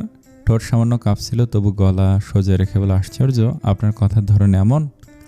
দিশা অর্পির কথা শেষ হওয়ার আগে তার হাত শক্ত করে ধরে ফিসফিস করে বলল, চুপ কর অর্পি। ইরশাদ হেসে মাথা নেড়ে বলল, না ম্যাডাম, ওনাকে থামাবেন না প্লিজ, আমিও বরং শুনতে চাই। ওনারও অবশ্যই অপিনিয়ন আছে যে কেন এভাবে স্কুটিকে উড়োজাহাজ স্পিডে চালাচ্ছিলেন। ব্যাপারটা প্রচুর ইন্টারেস্টিং লেগেছে আমার কাছে, ট্রাস্ট মি। অর্পি কিছু বলে না আর চোখ নামিয়ে নেয়। অর্পি ভাবে ভুল করেছে, মানছে সে, কিন্তু এভাবে কথা কেন শোনাচ্ছে লোকটা, কতটা জাদরেল। অর্পি সত্যিই ভয় পেয়েছিল এই এসপিকে। জুবুথুবু হয়ে চুপ করে বসে রইল অর্পি, চোখে ভয় স্পষ্ট। নিজের হাত কোলে রেখে কসলাচ্ছিল ভাই, তা খেয়াল করে এরশাদ সামান্য পিছনে হেলান দিল চেয়ারে, বলল, অর্পি আপনি জানেন যে ভয় জিনিসটা চাইলেও লুকানো যায় না। মুখে না বললেও আপনি চমৎকারভাবে প্রকাশ করেছেন এটা, তবে মানতে হবে কথারও জোর আছে আপনার। আর কথা না বাড়িয়ে এরশাদ হঠাৎই ফোনটা বাড়িয়ে দিল দিশার দিকে, আপনাদের গার্ডিয়ানকে কল করুন। দিশা সময় নষ্ট করল না, তড়িঘড়ি বাবাকে ফোন দিল। এরপর বড় চাচাকে। কিছুক্ষণের মধ্যে এরশাদের সঙ্গে ফোনে কথা হলো তামিম চৌধুরীর। ডিপার্টমেন্টে তারও বেশ নামডাক থাকায় বেগ পেতে হলো না দিশাদের। ফোন কেটে দিয়ে ইরশাদ দৃষ্টি তুলল দিশার দিকে, বলল, আপনি তামিম স্যারের মেয়ে? জি। ইরশাদের ঠোঁটে স্বভাবসুলভ ভদ্র হাসি ফিরে এলো। আপনাদের পরিবারের কথা তো শুনেছি, বেশ নাম করা। যাই হোক, ভবিষ্যতে একটু সাবধানে চলাফেরা করবেন যাতে এরকম অস্বস্তিকর পরিস্থিতিতে পড়তে না হয়। দিশা মাথা নত করে শান্ত স্বরে বলল, জি বুঝেছি। এই পুরো সময় অর্পি নীরব ছিল। নিজের চারপাশে চলা কথাবার্তার ভেতরে সে কোথাও হারিয়ে গিয়েছিল। কথা বলার কিছুক্ষণের মধ্যেই রূপক আর সুমন সাহেব থানায় এসে পৌঁছলেন। সুমনকে দেখে অর্পি ব্যথা ভুলে বাবার বুকে ঝাঁপিয়ে পড়ল। তার চোখের কোণে জমে থাকা জল বুকের ভেতরের ভয়কে প্রকাশ করে দিল। বাবাকে পেয়ে নিশ্চিন্ত হলো অর্পি। সুমন সাহেবও মেয়েকে আগলে নিলেন। সব কিছু একদৃষ্টে লক্ষ্য করছিল ইরশাদ। অর্পির থেকে চোখ সরানো যেন তার পক্ষে অসম্ভব হয়ে পড়ছিল। সুমন সাহেব ব্যস্ত গলে জিজ্ঞেস করলেন, মামনি ঠিক আছে? পায়ে কি হয়েছে? কান্না ভেজা গলায় অর্পি বলল, অল্প ব্যথা পেয়েছি বাবা। রূপক থানায় এসে প্রথমে নিশ্চিত হলো দিশা ঠিক আছে কিনা। দিশা তখন নিজের দৃঢ়তা প্রদর্শন করে তার চাচাকে আশ্বস্ত করল যে সে ঠিক আছে। ফলে রূপকও নিশ্চিন্ত হয়ে ইরশাদের সঙ্গে কর্মর্দন করলো। বেশ কিছু কথা হলো তাদের। ইরশাদ বিনয়ী ভঙ্গিতে সব কিছু শেষ করে বিদায় জানালো। হাসি মুখে যেন কিছুই হয়নি। যাওয়ার সময় অর্পির বুকের অস্বস্তি কাটছিল না। থানার গণ্ডি পার হতেই হঠাৎ সে কি মনে করে যেন পেছনে তাকালো। দেখলো ইরশাদ আগে থেকে তার দিকে তাকিয়ে আছে। চোখে চোখ পড়তে ইরশাদ সে অদ্ভুত রহস্যময় হাসি দিল। ইরশাদের হাসিতে অর্পির গা শিউরে উঠল। নাজুক মনের ভেতর অচেনা আতঙ্ক গড়িয়ে গেল। এমন হাসির মানে কি? অর্পির কাছে সে হাসি বড়ই বিদঘটে বিশ্রী লাগল। সে ভয় পেয়ে আবার সামনে মুখ ফিরিয়ে দ্রুত বাবার বুকে মুখ গুজে দিল। অন্যদিকে ইরশাদ চেয়ারে হেলান দিয়ে হাত দুটো জড়ো করে উপরে ঘর্ষণ ফ্যানের দিকে, ঘূর্ণায়ন ফ্যানের দিকে তাকিয়ে রইল। আর হেসে অস্ফুট স্বরে বিড়বিড় করে উঠল, our first meeting is truly amazing. আবার দেখা হোক মিস অর্পি। পরের দিন সকালে রুহির পরীক্ষা সম্পূর্ণ হলো। আর বরাবরের মতোই রুহির পরীক্ষা ফাটাফাটি হয়েছে। পরীক্ষা শেষ হওয়ার পর ঋতিব পড়াতে এলো। বেশ কিছুক্ষণ মনোযোগ দিয়ে পড়ালো সে। পড়াশোনা শেষ হলে রুহি লাফ মেরে উঠে দাঁড়িয়ে যায়। এই দেখে ঋতিব মৃদু ধমকে বলল, আগে উঠছে কেন, বসো। রুহির অভ্যাসটাই এমন, পড়াশোনা শেষ হলে লাফ দিয়ে অটোমেটিক উঠে দাঁড়ায়। এ তার ছোটবেলার অভ্যাস। পড়া শেষের আনন্দ পালন করে এভাবেই লাফ দিয়ে। কিন্তু আজ ঋতিবের এই ধমকে রুহি একটু ভড়কালো। মনে মনে ভাবলো, আবার কি হলো? আরও পড়াবে নাকি লোক? ততক্ষণে ঋতিব উঠে কোথায় গেল রুহি জানে না। রুহির ভাবনার মাঝে ঋতিব কোলে করে ছোট্ট একটি বিড়াল নিয়ে রুহির সামনে এসে দাঁড়ালো। হঠাৎ সেই ধবধবে সাদা প্রাণীটিকে দেখে রুহির চোখ বড় বড় হয়ে উঠল। শুধু কুকুর দেখে নয়, বিড়াল দেখে বড্ড ভয় পায় রুহি। কারণ ছোটবেলায় বিড়াল তাকে আঁচড় কেটেছিল। সেই থেকে বিড়ালের থেকেও দূরত্ব বজায় রেখে চলে সে। ঋতিবের কোলে বিড়ালটা দেখে ভয় পেয়ে সরে গেল রুহি। বিষয়টা ঋতিব খেয়াল করলো। ঋতিব বলে, কি হলো, নেবে না ওকে? রুহি ঠোঁট উল্টে নিষ্প্রভ স্বরে বলল, এই না, যদি কামড়ে দেয়। ঋতিব ভ্রু কুঁচকে গম্ভীর স্বরে বলল, এত ভয় পাচ্ছ কেন? কামড়াবে না। দেখছো না কতটা শান্ত হয়ে আছে ও? তোমার জন্য এনেছিলাম, ভাবলাম এই ক্যাটটা ভালো লাগবে তোমার। কথাগুলো শুনে রুহি একবার চোরা চোখে ঋতিবের দিকে তাকালো। ঠোঁট হালকা ফুলে বলল, সত্যিই তো স্যার, আমার জন্য এনেছেন? যদি না নেই তবে কষ্ট পাবেন না তো? না না। সে তার স্যারকে কষ্ট দিতে চায় না, স্যারকে কষ্ট দেওয়ার কথা তো সে স্বপ্নেও ভাবতে পারেনি রুহি। তাই সব ভয় ডর সরিয়ে আজ প্রথমবারের মতো শ্বাস সঞ্চার করে ধীরে ধীরে হাত বাড়িয়ে বলল, আচ্ছা দিন আমার কোলে। ঋতিভের ঠোঁটে ভেসে উঠল এক টুকরো স্নিগ্ধ হাসি। নিখুঁত যত্নে সে বিড়ালটিকে রুহির দিকে এগিয়ে দিল। মুহূর্তে বিড়ালটি মেয় ডাক দিয়ে রুহির বুকের কাছে গায়ে দিল পেতে। বিস্ময়ে রুহি দেখল বিড়ালটা কামড়ালো না তো নাই, বরং কি শান্ত হয়ে আছে তার কোলে। সে বিস্ময়ে আরো ভালো করে তাকালো প্রাণীটির দিকে। একেবারে ধবধবে সাদা, অসংখ্য লোম, তুলোর মতো নরম। রুহির মনে হলো রঙের দিক থেকে এই বিড়ালটি তার চেয়ে অনেক বেশি সাদা। সেই ভাবনা থেকেই তার ঠোঁটে অনিচ্ছাকৃত ফিস করে হাসি এলো। বিড়ালটির গাঢ় বাদামি চোখ নিঃশব্দে তাকিয়ে আছে তার দিকে। রুহি আদুরে হাতে আস্তে আস্তে ওর গায়ে হাত বুলিয়ে দিল। বিড়ালটি তৃপ্তিতে চোখ বুজে ফেলল। রুহির বুক ভরে উঠল মমতায়। সে মাথা তুলে নরম গলায় বলল, স্যার বিড়ালটাকে আমার খুব ভালো লেগেছে, আমি কি ওকে বাসায় নিয়ে যেতে পারবো? ঋতিব নির্লিপ্ত ভঙ্গিতে পকেটে হাত ঢুকে সহজ স্বরে বলল, অফকোর্স নিয়ে যাবে, তোমার জন্যই তো এনেছি। রুহির মুখে ফুটে উঠল উজ্জ্বল হাসি।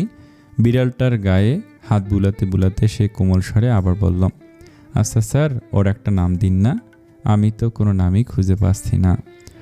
ঋতিব চোখ মেলে তাকালো রুহির দিকে। রুহি কথায় নিশ্চিত হতে বলল, আমি নাম দেব ওর। রুহি আলতো হেসে মাথা নাড়ায়। ঋতিব ঠোঁট হালকা কামড়ে কিছুক্ষণ ভেবে নিল, তারপর শান্ত গলায় বলল, ওর নাম সুহি দিলে কেমন হয়? রুহির চোখে উচ্ছ্বাস ঝলসে উঠল। নামটা খুব পছন্দ হলো তার। আঙুল দিয়ে নিজের দিকে ইশারা করে আবার বিড়ালের দিকে দেখিয়ে সে হেসে বলল, রুহি আর সুহি, বাহ দারুণ মিলে গেছে, কি সুন্দর স্যার নাম, বেস্ট বেস্ট। ঋতিব সেভাবেই রুহির দিকে তাকিয়ে নিশ্চুপ দাঁড়িয়ে রইল। তার ঠোঁটে আবার ফুটে উঠল মুগ্ধতার হাসি। রুহির এমন উচ্ছ্বাস, এমন খুশি দেখে সে কি আর খুশি না হয়ে পারে? এই হাসির জন্যই তো এত সব করা। তার বুকটা প্রশান্তিতে ছেয়ে গেল যেন। ঋতিব হাতঘড়িতে চোখ বুলিয়ে সময় দেখে নিল। এরপর হালকা একটি হাসি মুখে ফুটে এবং বলল, আচ্ছা তাহলে আমি যাচ্ছি, কোনো কিছু বুঝতে সমস্যা হলে ফোন করে নিও, ঠিক আছে? রুহির লাজুক আলতো হাসি দিয়ে হাতে টাটা করে দিল। ঋতিব হাসে। রুহির এই ছোট্ট ছোট্ট আচরণে সে অভ্যস্ত হয়ে গেছে। নিজ হাত উঁচু করে টাটা দেয়, তারপর সে বেরিয়ে যায়। ঋতিব যাওয়ার পরপরই বিড়ালটাকে কোলে নিয়ে বারান্দার দিকে এগিয়ে যায়। হালকা বাতাসে রুহির চুল খেয়াল ছাড়া উঠছে আর চোখের সামনে ধীরে ধীরে দেখা দেয় ঋতিভের একটি দৃশ্য। চেক শার্টে মোড়ানো সুগঠিত বলিষ্ঠ দেহের একজন পুরুষ হেঁটে যাচ্ছে। প্রতিটি পদক্ষেপে এক ধরনের আত্মবিশ্বাস ফুটে উঠছে। রুহি পেছন থেকে দেখছিল। রুহির চোখ অচেতনভাবে তার দিকে আটকে যায়। শুধু চেহারা নয়, পুরো অবয়বের এক নিখুঁত সমন্বয়ে তাকে চমকে দেয়। বুকের মধ্যে এক অজানা উচ্ছ্বাস জেগে ওঠে, একই সঙ্গে বিস্ময়, কৌতূহল আর অল্প কিছুটা ভীতির মিশ্র অনুভূতি। এটাই তার সদ্য জাগা অনুভূতির বহিঃপ্রকাশ। রুহি বিড়ালটাকে কোমলভাবে বুকে জড়িয়ে ধরে, তারপর আলতো হেসে সুমিষ্ট কণ্ঠে গান ধরে দুলেন, তোমায় দেখে মনের ভিতর জাগলো ইমোশন, আমি প্রেমে পড়ে গেছি ওগো জেন্টলম্যান। ঋতিব একটা স্পিড কিনে খেতে খেতে রাস্তায় হেঁটে যাচ্ছিল আর ফোনে পিডিএফে কিছু বই ডাউনলোড দিচ্ছিল। হালকা ভাঙা রোদ বুঝিয়ে দিচ্ছিল একটি শান্ত দুপুরের দৃশ্য। হঠাৎ পরিচিত নারী কণ্ঠের আওয়াজে চোখ সরে ফোন থেকে। ফোন সরিয়ে সে দেখে আরসি সবজি বাজারে দরদাম করে সবজি কিনছে। কি আশ্চর্য দৃশ্য! হ্যাঁ, আশ্চর্যই বটে। স্বনামধন্য চৌধুরী পরিবারের বৌমা কিনা এভাবে দরদাম করে বাজার নিচ্ছে। বিষয়টাতে হাসি পেল ঋতিভের। পরিবারের কেউ দেখলে নির্ঘাত তার হার্ট অ্যাটাক করত। ভাবনার মাঝে আরসির বাজার কেনা শেষে বাজারে ব্যাগ হাতে হেঁটে যাচ্ছে সামনেই। ঋতিব দেরি না করে পকেটে ফোন ভরে আরসির দিকে এগিয়ে গেল। গতি নীরব করলো আরসির সাথে তাল মেলাতে। পাশ থেকে স্বাভাবিক আত্মবিশ্বাসে বলল, ভাবি ব্যাগগুলো আমাকে দিন, ভারী লাগছে দেখতে। আরসি হঠাৎ ভড়কা একটু চমকে ওঠে। পাশে ফিরে চোখ পড়ে ঋতিভের দিকে। ধীর স্বরে বললে, সমস্যা নেই, অভ্যাস আছে। আর তুমি এখানে কেন ভাইয়া, টিউশন করিয়ে এলে নাকি? ঋতিভ হালকা হাসি দিয়ে বলল, জি, ব্যাগগুলো আমাকে দিন প্লিজ। বলে সে আরসির কথার প্রতীক্ষা না করে ব্যাগগুলো নিয়ে সামনের দিকে তাকিয়ে হাঁটতে শুরু করে। ঋতীব জিজ্ঞেস করে, ভাবি আপনি বাজার করেছেন কেন? মফিজ চাচা আজ বাজার করেনি নাকি? আরসি আঁচল দিয়ে কপালের ঘাম মুছে হালকা হেসে বলে, আরে না, মফিজ চাচা বাজার করেছে। আমি দোকান থেকে বাড়ি ফিরছিলাম, তখন সবজি বাজারে চোখ গেল, ভাবলাম টাটকা টাটকা সবজি কিনে নেই, এই তো তার জন্যই কেনা হলো আজ। তাছাড়া আমাদের মফিজ চাচা টাটকা সবজি কিনতে পারেন না। ঋতীব হালকা মাথা নাড়ল, ও আচ্ছা। হঠাৎ করে আরসি দাঁড়িয়ে গেল, ঋতীবও থেমে দাঁড়ালো। কিছু বলার আগে আরসি পাশের বেঞ্চে ধপ করে বসে পড়ে। হঠাৎ মাথা ঘোরাতে থাকে। ঋতীব ব্যাগ পাশে রাখে এবং বলল, কি হয়েছে ভাবি, শরীর খারাপ লাগছে? আরসি চোখ বন্ধ করে হালকা কাঁপা কণ্ঠে বলে, হ্যাঁ মাথাটা ঘোরাচ্ছে একটু। ঋতীব খানিক পিছিয়ে এসে বলে, পানি নিয়ে আসছি, ওয়েট। দোকান থেকে দ্রুত পানির বোতল নিয়ে এসে আরসিকে দিলে সে ধীরে ধীরে পানির বোতল থেকে মুখে পানি ছিটা দেয়। চোখ মুখ ভিজে যায়, তারপর হালকা আরাম লাগতে শুরু করে। এরপর পানি খায় অর্ধেকের মতো। ঋতীব শান্ত কণ্ঠে জিজ্ঞেস করলো, বাড়ির গাড়ি ইউজ করেন না কেন এভাবে ভর দুপুরে রাস্তায়? আরসি ঋতীবের পুরো কথা শেষ করার আগেই হেসে চোখ তুলে বলল, তুমিও তো ইউজ করো না ভাইয়া। ঋতীব কোনো উত্তর দিল না। একটু দূরে একটা রিক্সা ডেকে আরসিকে বসিয়ে দেয় আর নিজেও পাশে বসে যায়। রাস্তায় সমস্ত শব্দ, মানুষের ভিড় সব মিলেমিশে এক নিখুঁত নিস্তব্ধ মুহূর্তে বদলে গেল।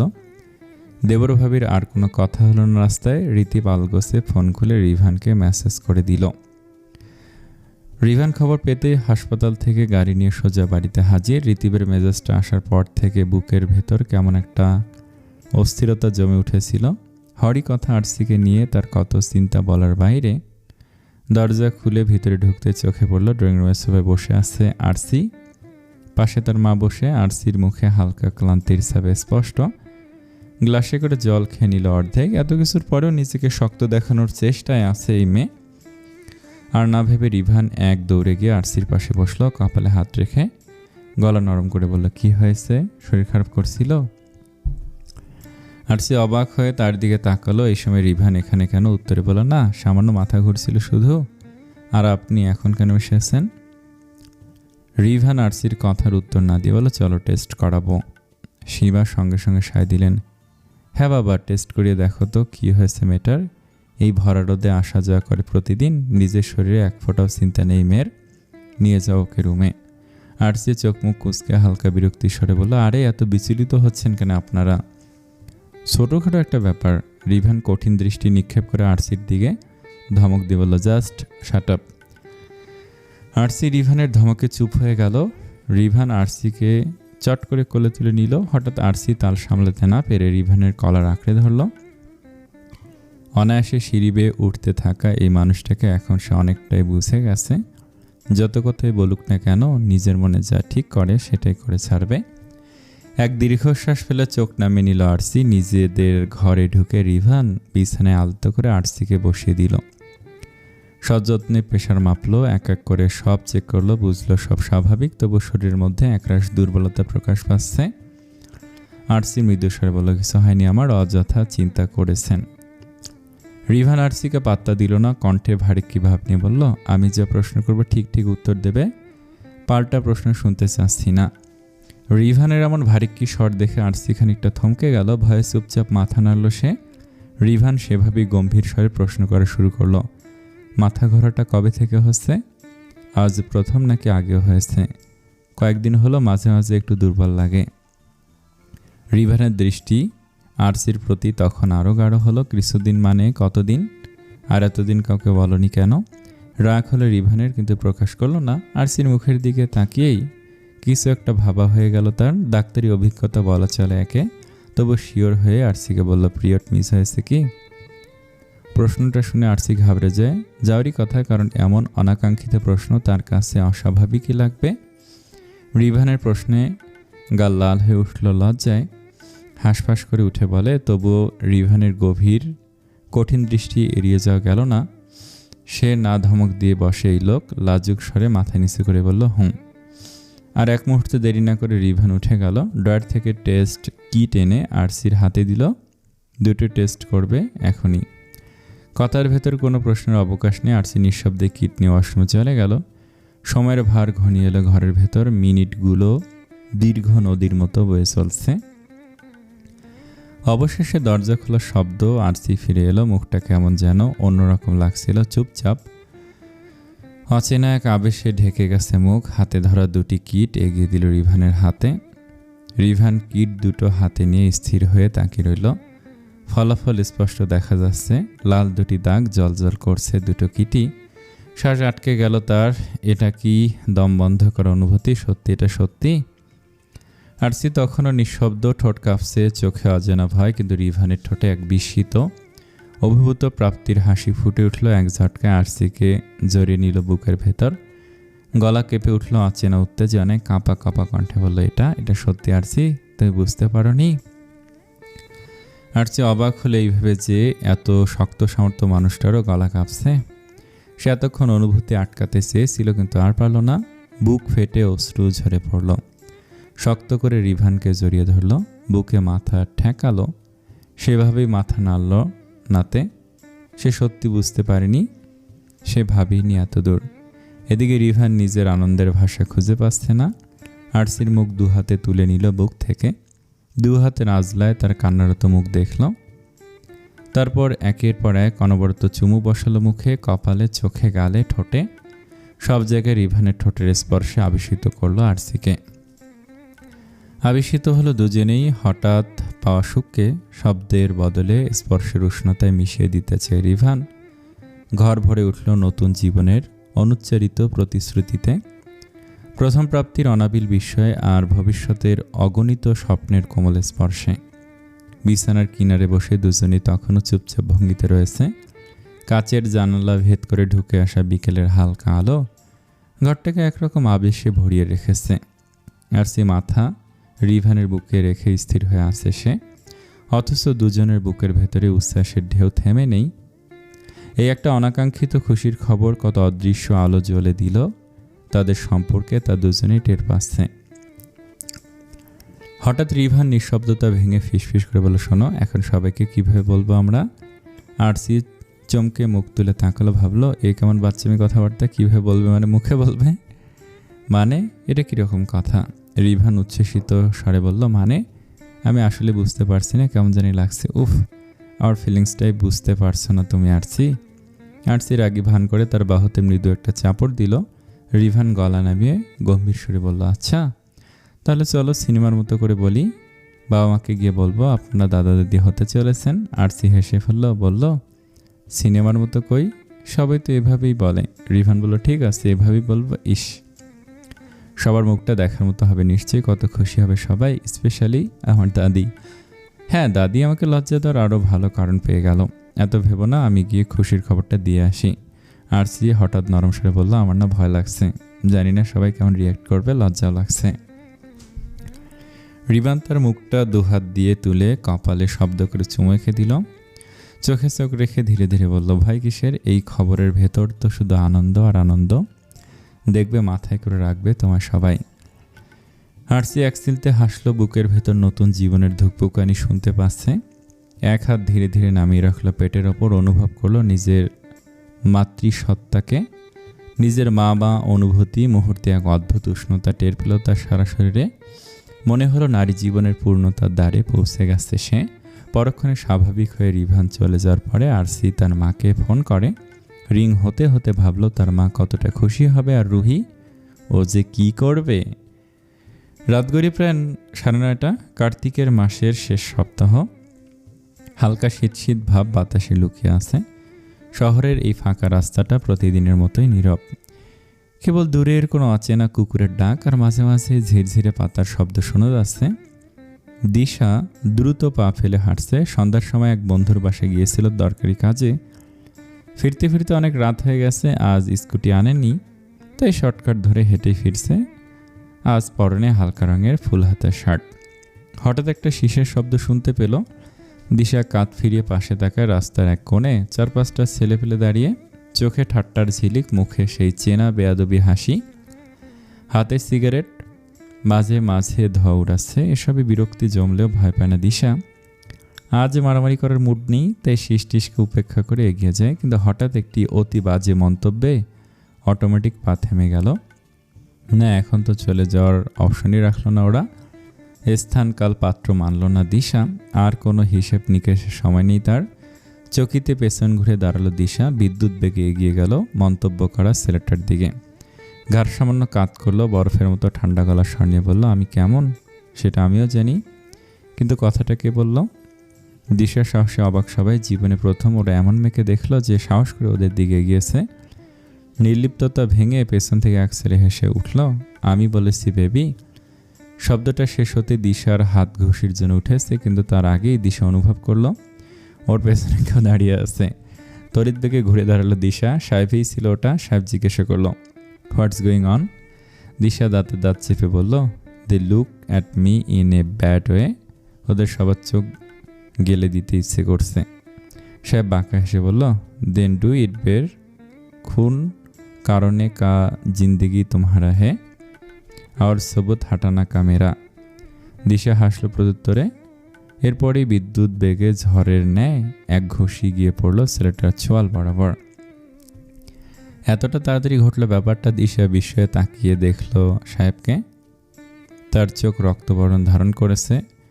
কোনো কথা না বলে সাহেব ঝাঁপিয়ে পড়ল। মুহূর্তে দুই ছেলে দৌড়ে পালালো। বাকি দুজনের ওপর বজ্রের মতো ঘুষি বর্ষণ করছে সাহেব। আর এলো পাথারি লাথি তো আছে। একের পর এক আঘাত করছে। বাকিরা পাল্টা আঘাতের সুযোগই পাচ্ছে না। থামার উপায় নেই এর। বিশেষ করে যে ছেলেটা মন্তব্য করেছে দিশাকে, তাকে অনবরত মেরে চলেছে সাহেব। মুখের অবস্থা ভয়ানক খারাপ করে দিয়েছে মেরে মেরে। দিশা অবস্থা বুঝে দৌড়ে গিয়ে পেছন থেকে তাকে জাপটে ধরল, বলল, থামো থামো সাহেব, অনেক হয়েছে। সাহেবের শ্বাস ভারী, কাঁধ কাঁপছে। দিশার কণ্ঠের অনুনয় কেবল থেমে গেল সে। সুযোগ বুঝে বাকি দুজনও অন্ধকারের মধ্যে পালিয়ে গেল। কিছুক্ষণ নিঃশব্দে দাঁড়িয়ে থেকে নিজেকে শান্ত করলো সাহেব। পরে গম্ভীর গলায় বলল, একটু আগে কি বললে তুমি সুইট হার্ট? দিশা ভুরু কুঁচকে তাকালো। থামতে বলেছি। সাহেবের ঠোঁটের কোনো রহস্যময় হাসি খেলে গেল। তুমি আমাকে তুমি করে ডাকলে। দিশা নির্লিপ্ত স্বরে পকেটে হাত গুছে জবাব দিল, তাতে কি, পরিচয় তো অনেক দিনের। আপনি টাপনিতে এখন আর পোষাচ্ছে না আমার। সাহেব মৃদু হেসে চোখ ঘুরালো অন্ধকারের দিকে। সেই হাসিতে কিছু অনুচ্চারিত কথা না বলা রইল। রাস্তার এক টুকরো সামনে রাখা এক পুরনো ব্রেঞ্চের দিকে আঙুল দেখে বলো, চলো ওখানে বসি। দিশা এক মুহূর্ত তাকিয়ে রইল, তারপর ধীরে মাথা নাড়ল। দুজনে পাশাপাশি গিয়ে বসলো সেই ব্রেঞ্চে। সাহেব যদিও দিশার দিকে ঘুরে এক পা ভাঁজ করে বসেছে। রাতের নিস্তব্ধতা তাদের ঘিরে ধরল। বাতাসে শীত শীত ভাব। দূরের ল্যাম্পপোস্টের আলো আধারের মিশ্রণ। কথা ছাড়াই দুজনের মাঝে কিছুক্ষণ নীরবতা বিরাজমান ছিল। চারপাশে সেই স্তব্ধতা প্রথমে দিশাই ভাঙল।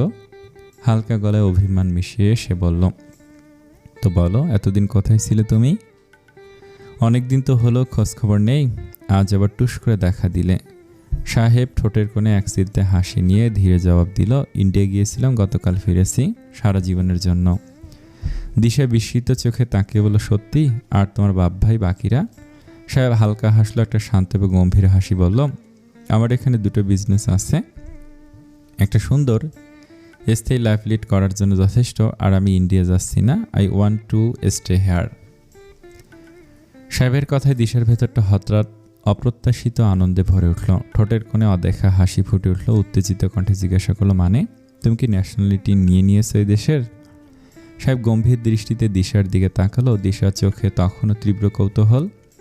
সাহেব হালকা মাথা নেড়ে বলল, হ্যাঁ, এ কাজের জন্যই তো গিয়েছিলাম। Now everything is perfectly fine. দিশার চোখে ঝলমল করে উঠল তৃপ্তি। এক প্রকার শান্তি পেল যেন।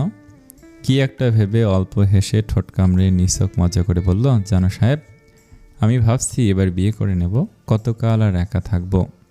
দিশা শেষের কথা বলে মিছিমিছি হামি তুলল। এদিকে মুহূর্তে সাহেবের মুখের হাসি মিলিয়ে গেল। এক্সপ্রেশনলেস মুখ নিয়ে দৃষ্টি স্থিরে তাকিয়ে রইল দিশার দিকে। এদিকে মনের ভিতর যে কি পরিমাণ তোলপাড় হয়ে যাচ্ছে তা মুখ দেখে বোঝা যাচ্ছিল না। ভাবলো, বিয়ে করবে মানে কি? তাহলে এতদিন তার সাথে এগুলো কি ছিল? করাচ্ছি বিয়েই ভেবে আর এক সেকেন্ডও দেরি না করে সে ব্রেঞ্চ থেকে উঠে দাঁড়ালো। দিশা বুঝলো না ব্যাপারটা, অবাক হয়ে তাকিয়ে রইল। নিষ্প্রভভাবে বলল, তোমার আবার কি হলো? সাহেব কোনো উত্তর দিল না। নিজের হুডি খুলে কোমরে বাঁধলো, শার্টের হাতা গুটিয়ে কোণে পর্যন্ত আনলো। এদিকে দিশার কিছুই বুঝে আসছে না। কিন্তু হাস্যরসাত্মক সাহেবের এমন গম্ভীর ভাব তাকে ভাবাচ্ছে। সাহেবের মুখে ভালোভাবে লক্ষ্য করে দিশার হৃদস্পন্দন বেড়ে গেল। বলল, সাহেব কি করছো তুমি? কথা শেষ হওয়ার আগে সাহেব ঝট করে দিশাকে কাঁধে তুলে নিল। দিশা কিছু বুঝে উঠতেই পারেনি। বোঝার পর দিশা চিৎকার করে সাহেবের পিঠে চাপড় দিতে দিতে বলল, এই villain, I was just joking, what are you so serious? কিন্তু সাহেবের কিছুই হচ্ছিল না, যেন তার মুখে ছিল একরোখা দৃঢ়তা। সে কিছুই শুনছিল না তখন, আসলে শুনতে চাচ্ছিলই না। অনেক তো হলো ভালো মানুষ খেলা, এবার নিজের ফর্মেই এসেছে সাহেব। হেঁটে গিয়ে রাস্তা ধরে গাড়ির দিকে এগোতে এগোতে সে দাঁতে দাঁত চেপে বলল, জাস্ট ফাক ইউর জোক, অনেক মজা করে নিয়েছো তুমি সুইটহার্ট। আমি সব ছেড়ে বাংলাদেশে এসেছি শুধু তোমার জন্য। এখন তোমাকে বিয়ে করব আর ভালো মানুষগিরি দেখাতে পারবো না। দিশার চোখ তখন বিস্ময়ে বড় বড় হয়ে গেল। তার শরীর নিস্তব্ধ, মাথা কাজ করছে না। সে তো নিছক মজা করে বিয়ের কথা বলেছিল। সাহেব যে এভাবে সিরিয়াস হয়ে যাবে স্বপ্নেও ভাবেনি সে। সাহেব তাকে গাড়ির পাশে নামিয়ে আলতো করে পাশের সিটে বসিয়ে দিল। তারপর নিজের ড্রাইভিং সিটে গিয়ে গাড়ি স্টার্ট করলো। সাহেবের ভাবগতি বোঝা শেষ এবার, তবুও দিশা অস্ফুটে বলল, সাহেব আমরা কোথায় আছি? সাহেব বাঁকা এসে জবাব দিল, কাজী অফিস। রাতের বাতাসে শীত হঠাৎ আরো ঘন হয়ে এলো। গাড়ি ছুটতে লাগলো তাদের গন্তব্যের দিকে। দিশা তখন স্তব্ধ। সে বারবার ভাবছে সে তো শুধু মজা করেছিল, কিন্তু সাহেবের চোখে এখন আর মজার কোনো ছাপ নেই, শুধু অটল এক সিদ্ধান্তের নীরব ঘোষণা প্রকাশ পাচ্ছে। সাহেব দিশাকে নিয়ে পৌঁছে গেছে কাজী অফিসের। সঙ্গে ছিল সাব্বির আর সাহেবের ছেলেপেলেরা। তারা আগেই পৌঁছে গিয়েছে। বসের মেসেজ পেয়ে দলবল নিয়ে হাজির একেবারে। দিশা নীরব ছিল কিছুক্ষণ, একটু পর নীরবতা ভেঙে বলল, বাবাকে ফোন করতে চাই একবার। সাহেব তার ফোনটি দিশার দিকে বাড়িয়ে দিল। ঠান্ডা এবং শান্ত কণ্ঠে বলল, ফোন করো বাপ চাচা, যাকে ইচ্ছে ডাকো, আই হ্যাভ নো প্রবলেম, কিন্তু আজকে এই বিয়ে তো হবেই। দিশা কিছু বলল না, শুধু বাবার নম্বরে ডায়াল করলো। ফোন ধরলো তামিম। প্রথমে সে বিস্মিত কণ্ঠে বলল, রাত প্রায় 11টা বাজে, এখন হঠাৎ ফোন? সব ঠিক আছে তো মামুনি? দিশা ধরা গলায় বলল, বাবা আমি বিয়ে করব, তুমি আমাকে ভুল বুঝবে না তো? তামিম কিছুক্ষণের জন্য চুপ করে রইল। এত রাতে মেয়ের এমন কথায় থমকে যাওয়া স্বাভাবিক। তাও সে দেশে নেই, চিকিৎসার কাজে বাইরে আছেন। তারপর নিজেকে স্বাভাবিক করে ধীরে বলল, আমাদের পরিবারের ছেলেমেয়েদের মধ্যে সবচেয়ে বুদ্ধিমান, সবচেয়ে স্ট্রং যদি কেউ থাকে তাহলে সেটা আমার মেয়ে। আর আমি জানি আমার মেয়ে কখনো নিজের জীবনের ভুল সিদ্ধান্ত নেবে না। এবার বলো, তুমি কি খুশি এই বিয়েতে? দিশা অস্ফুটে বলল, আমি খুশি বাবা। তামিম হেসে ফেলল। হাসিটা ছিল মৃদু, তবে সন্তুষ্টি ছিল, কারণ মেয়েকে সে নিজের থেকেও বেশি বিশ্বাস করে বলল, তুমি খুশি, তাহলে বাবা কেমন খুশি হবে ভাবতেই পারছো। এক মুহূর্ত পর তামিমের গলার সামান্য কাঁপন ধরল। তারপর আরও একটা প্রশ্ন করল, লাস্ট আর একটা প্রশ্ন করব, তুমি যাকে বিয়ে করছো তাকে ভালোবাসো কি? দিশা চুপ হয়ে গেল। এবার চারপাশে সবাই থমকে গেল। দিশা আর তার বাবার কথোপকথন শুনছিল সবাই। উৎসুক দৃষ্টি নিয়ে অনেকগুলো চোখ দিশার প্রতিক্রিয়ার জন্য অপেক্ষা করছে। অনেকে ভাবলে এমন বাবা হয়, তাদের জানা ছিল না। দিশার চোখ একেবারে সাহেবের দিকে গেল। সাহেব হাসলো খানিক, হাসিটা ছিল তাচ্ছিল্যময়, যেন বলল সে অপরক। সাহেব জানে দিশা তাকে ভালোবাসে না। এসব ভাবার মাঝে দিশা হঠাৎ সাহেব সহ বাকি সবাইকে চমকে দিয়ে মুখ খুলল, ভালোবাসি আমি বাবা, সত্যি ভালোবাসি।